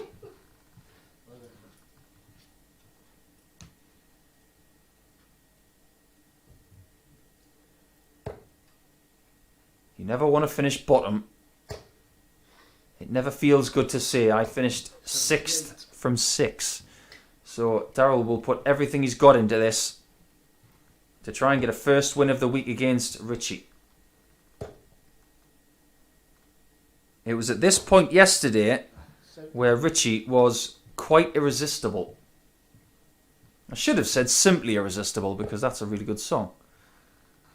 But he averaged 109 in a 4-0 win against Robert Thornton. 95. He wouldn't mind signing out of Wednesday with a similar display, but he is going to have a lie-in tomorrow as Richie because finishing 2nd in Group A behind Robert. 60. He is now assured of games against Paul Hogan, Chaz Barstow, Colin Monk and Joe Davis now, because Joe Davis has 87. definitely got 3rd spot in the Group A table. So Jamie Caven will return tomorrow morning. 180. And Richie Burnett dips his bread in the gravy to find his first maximum of this contest. $55.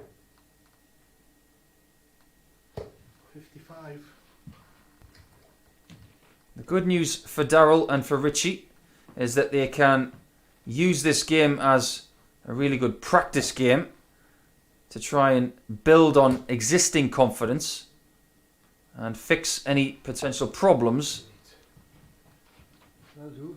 7. before their slate is wiped clean prior to Group B and Group C. 135. As to whether it is better to be in Group or Group C, that is up for debate, because there is one less player in Group C, so you have to play less games. But if you have another player in a group, then you have an extra opportunity for points, don't you? So I leave it to you, the data sphere. What would you rather do? Group B or Group C? Tops for Daryl. And now double 10. 31. And he offers Richie the chance to get the first leg with the ton plus out.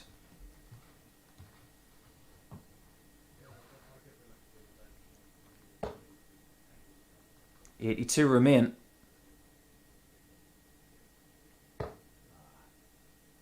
Disappointed with that one.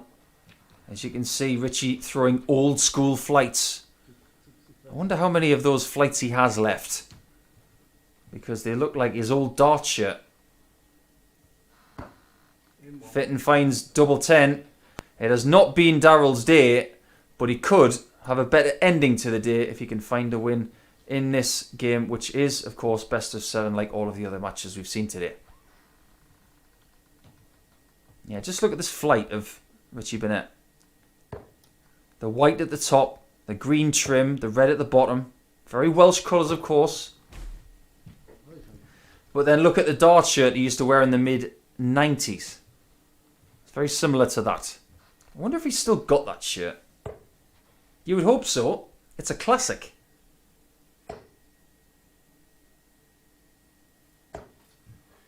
62. Every dart player that has won a world title should still own that dart shirt, in my opinion. Unless you're someone of greatness like Phil Taylor, Michael van Gerwen, Raymond van Barneveld.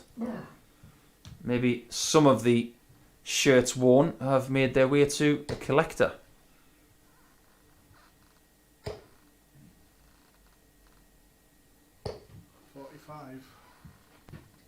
Maybe it's a debate we can start tomorrow when we have the coverage from 9:30 local time. You guys have been asking me the questions this week. Maybe I will ask a question of you lot. So I might ask you, for instance, what is your favourite dart shirt of all time? Worn by who? 100.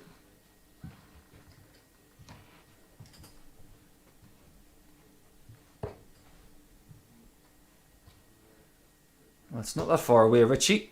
And the adjustment is terrific.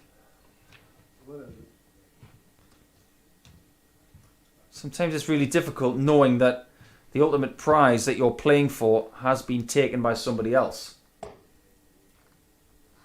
And you have to motivate yourself in match.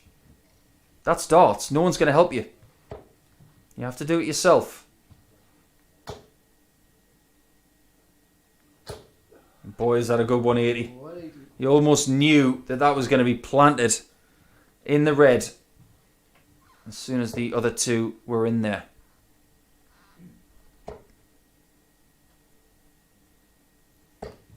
$42. 75 left for Richie. And he's looking for a 17 darter, but he's not going to get it. He might still get an 18. He doesn't find it, but he does have another visit to come to the board and take care of matters. The daily title has also been taken by Robert Thornton with the first perfect day of the week. And that ensured that we had 3 different daily winners this week so far. Double 10 for Burnett. Oh, and maybe that was a good collision with the dart, because if it was going to go into the 15 or the double, I think maybe it falling on the floor was the right result. Having said that, Daryl Fitton might be having none of it. Oh, 20. how close was that?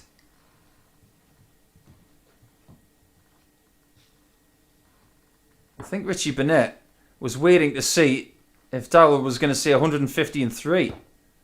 He had no idea whether Daryl had hit it, because he can barely see what he's hitting from 7'9" and a quarter. But we know that he's hit double 5 there to have a 2-1 lead. So the Welshman does take the lead for the first time in this contest.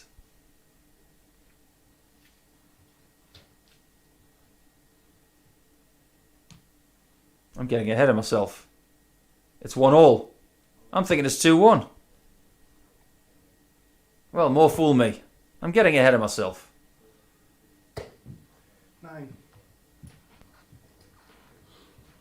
I think that was a very tired visit there from Daryl Fitton. He has been pulling the longer shifts over the first 3 days, playing the first game of the campaign and then finishing up in game 14. Not as long as Barrie Bates, though, who has been playing match 1 and then playing match 15. You'd almost like to be Jamie Caven, who was given the most condensed schedule, starting on match 3 and then finishing match 13. Just depends how much time you want in between matches, I suppose. But that's the look of the draw.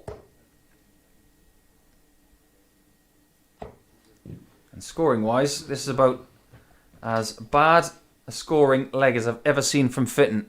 Just a sign of tiredness, I guess. And maybe when you get to this stage, it's hard to deliver darts accurately. It's really hard work. I can testify to that. I remember playing at Q School against MODUS Rasmo once and thinking I was dizzy because I was so tired. But the more you play these days, the more you play the long days, the easier it becomes. It's darts fitness at the end of the day. It's getting used to playing 5 matches before 2 o'clock in the afternoon. Just imagine how hard it would be for these players if they were playing 2 sessions in a day. 96.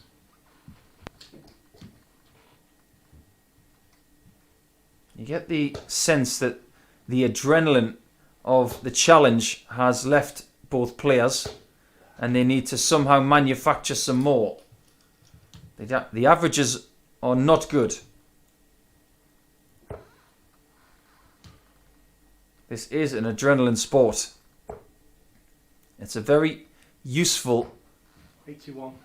thing, is adrenaline. It can get you across the line and it can motivate you and give you extra energy. But when it leaves, it makes you very deflated. 89. Burnett will be anything but deflated if he can negotiate 52, given the visit. But he might not get it. Tops for a 2-1 lead. Oof, it was not far off. There was a bit of wire in that point. Unfortunately, the point was caressing the wrong side. Double 16 for Richie. And this time, he is 2-1 up. So previously when you saw me, he was 2-1 up. But that was my mistake. So he is 2-1 up this time. And he is looking for a 4-1 victory or something close to that for another 2 points. Well, Thornton has run away with today's daily title. Undefeated in 5 matches. 140. There are 4 players on 4 points. And they can all be separated by leg difference. Joe Davis currently on +2. As is Burnett. So, to have a chance of sealing second spot on the daily table, a win is needed here. Unless Joe Davis is thumped by Barrie Bates, who is also in the race for second spot. Well, Burnett seems to have heard my cry for quality because he has been fabulous in this leg so far. The fact that Davis and Burnett have got the same leg difference means that Burnett, if he wants second spot, will have to go great guns over the next 2 or 3 legs, potentially.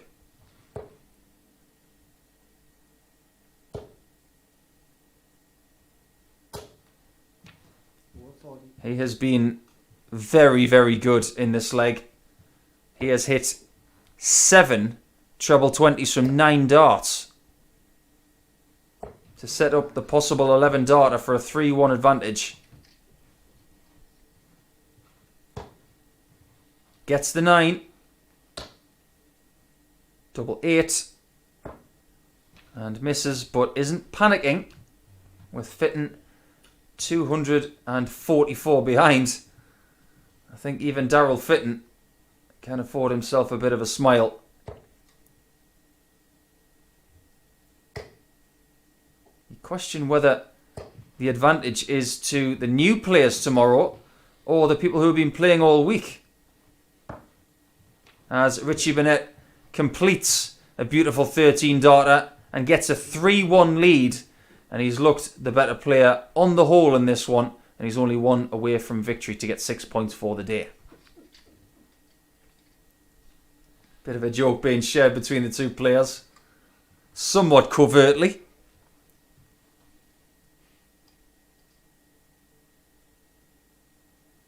Maybe talking about the side of the game that just frustrates the bejesus out of you.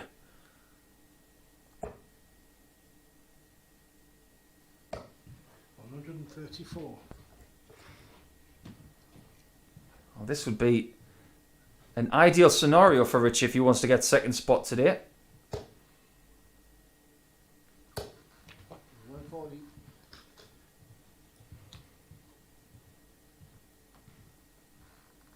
Because of the head-to-head record between Richie and Joe today, all Joe has to do is equalise what Richie does, and the head-to-head record would go in his favour. So if Richie wins this particular match by 4 legs to 1, all Joe has to do to get second spot is win 4-1, and he would win via the head-to-head record with Richie.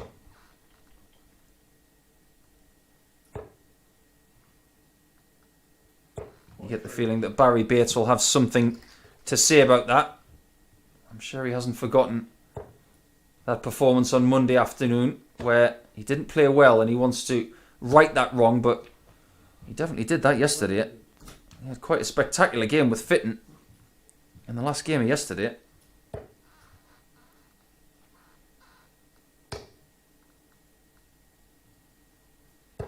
$94. Good last start. Leaves an out where he could potentially go back to that treble 18 first. But here comes Burnett looking for maximum number 4. 140. Just falls short.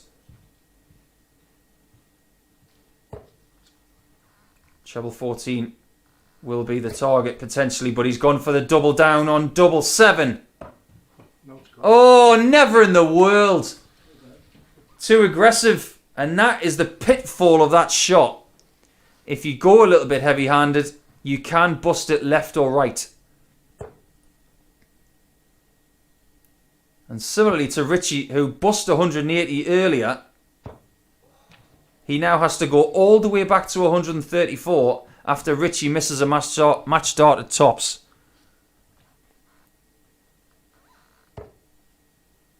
He's not going to get the same opportunity.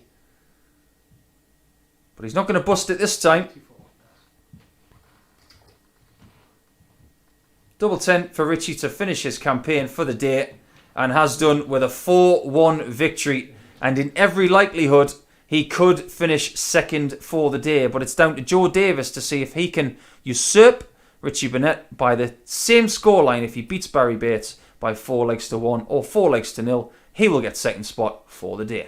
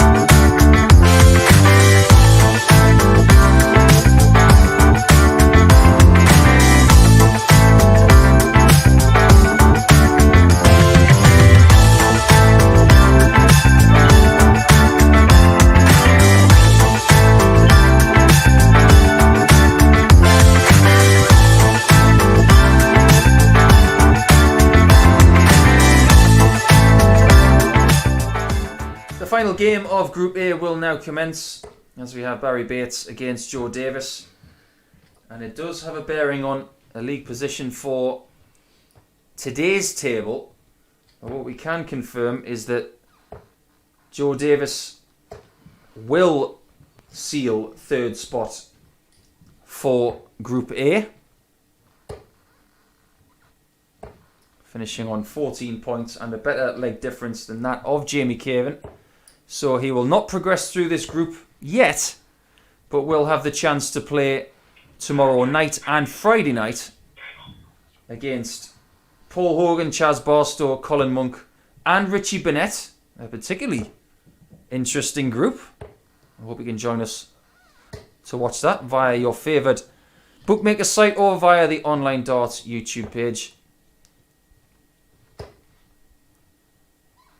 But if Joe Davis wants to finish in second spot in today's table,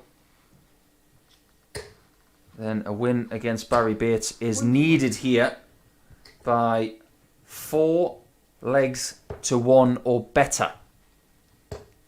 Bates has the same amount of points as Joe Davis coming into this. His best haul of the week on a single day, which is 4 points. But his leg difference is such that he cannot get second spot. 46.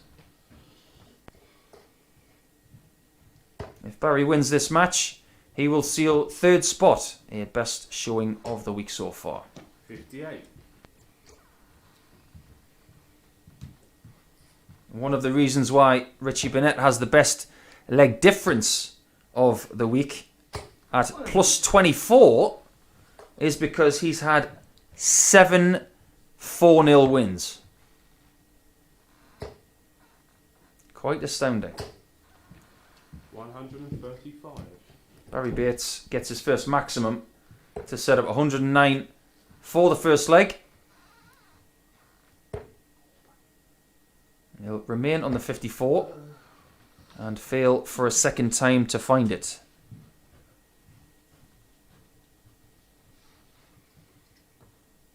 This is not out of Joe Davis's reach, considering some of the finishes he's had today. It's not just the 170 and the 130. That's a really unfortunate collision. But the match-winning check-out against Darryl Fitton as well. Double two. And Barrie Bates finds himself in the madhouse.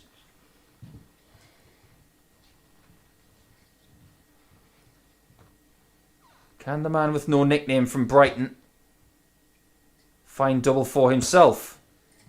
There's your answer. It's an immediate break of throw for Joe Davis, who's had a much improved showing today. Maybe not on a points sort of thing, but I do get the feeling he's warming up to something. That huge average, the best of the day that we've seen from any player, 104 against Richie Burnett in a 4-1 win. That has definitely given him a little dose of confidence that he maybe didn't have over the last couple of days. But in this company, to amass a minimum of 14 points, I have to tip my hat to young Joe, because he has fought very, very well for every single point he's had. 96. Especially when, like Barrie, he was on the end of 8 unanswered legs from Richie Burnett. He lost both of his games to Richie the last couple of days by 4 legs to 0. And Barrie did too. 94. Barrie managed to get a leg against Richie today. 60. And Joe Davis managed to get 4 to get his first win against the Welshman. 97. He's done a very good job of leaving 129 there.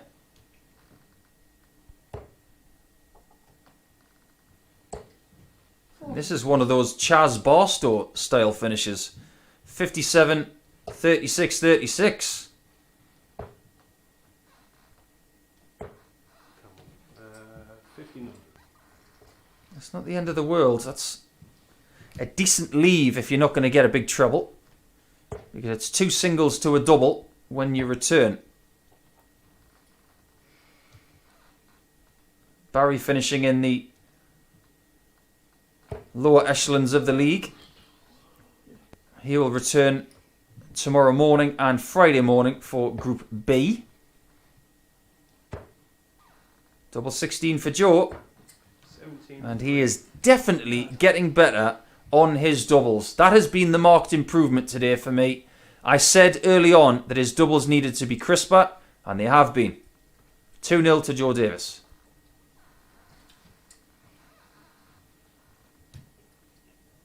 As far as the weekly table is concerned, if Barrie Bates wants to get off the bottom of Group A after 3 days, oh, that's a terrible collision there. It's not often you see only 2 scored, but Joe Davis does not want to see Barrie in any discomfort, and usually he would pick that dart up for him, but he's not allowed to. 94.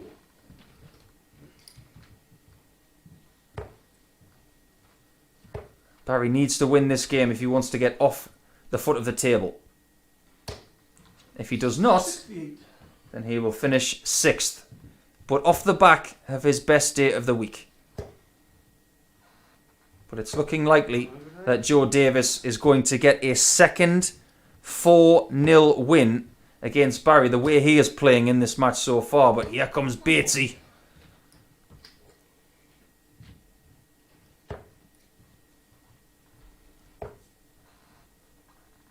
Joe's won both games so far this week against Barrie, that 4-0 that I mentioned on Monday afternoon. And the first game of yesterday's session, which was 4 legs to 3, it was a very good contest actually.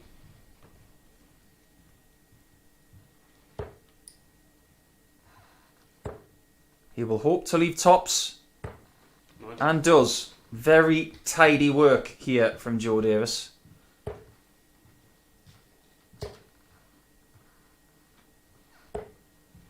And looking to triple down on his legs one. Tops it is. That's far enough away for it not to be a blocker. And he hovers that one through the air for a 3-0 advantage.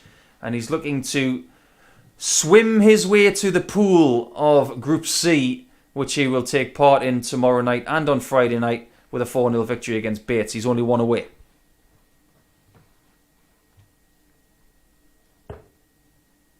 Might be a case of deja vu here for Barrie Bates. 94. But the average for Joe Davis is just north of 90. A steady performance. 50 darts exactly for the first 3 legs.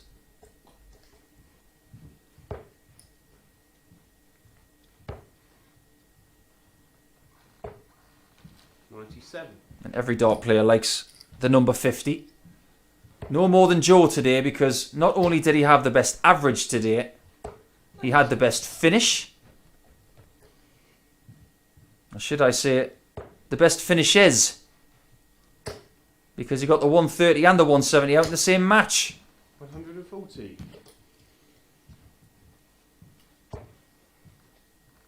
Could he possibly finish with a second 170? Now, he has missed a second 170 on the bullseye. So this is his 3rd attempt at this finish today.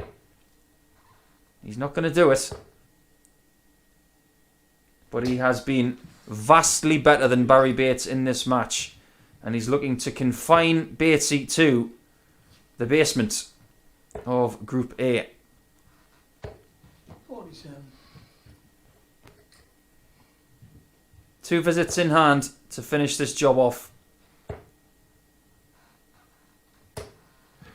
58. And that's okay. I don't mind the treble 20 for double 6, but if you keep missing doubles, that can get a bit sticky. It might be a blessing that he's left 52.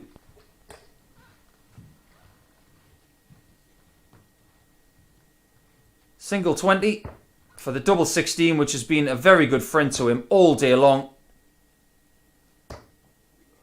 And 20. not on this occasion. When he's missed it today, it hasn't been by much. Does Barrie have a big finish in him? That would have been some way to stop the Joe Davis train. The average may have slipped a tad to just a shade over 90. But Joe Davis gets a second 4-0 win over Barrie Bates for the week. And that brings to a close Group A. It's been fantastic. It's been Robert Thornton's week so far. And it's been Robert Thornton's day. He was undefeated with 10 points. Thank you everybody for tuning in today via your favourite bookmaker site. And of course, it was me, Paul the Asset Nicholson, bringing it to you on the official YouTube page of Online Darts. But I've had a blast the last 3 days. I will be back tomorrow morning from 9:30 British time to bring you Group B, which will be some new players. Check out the usual social media channels between now and then. But it's me, Paul the Asset Nicholson, signing out for now. We'll see you tomorrow morning.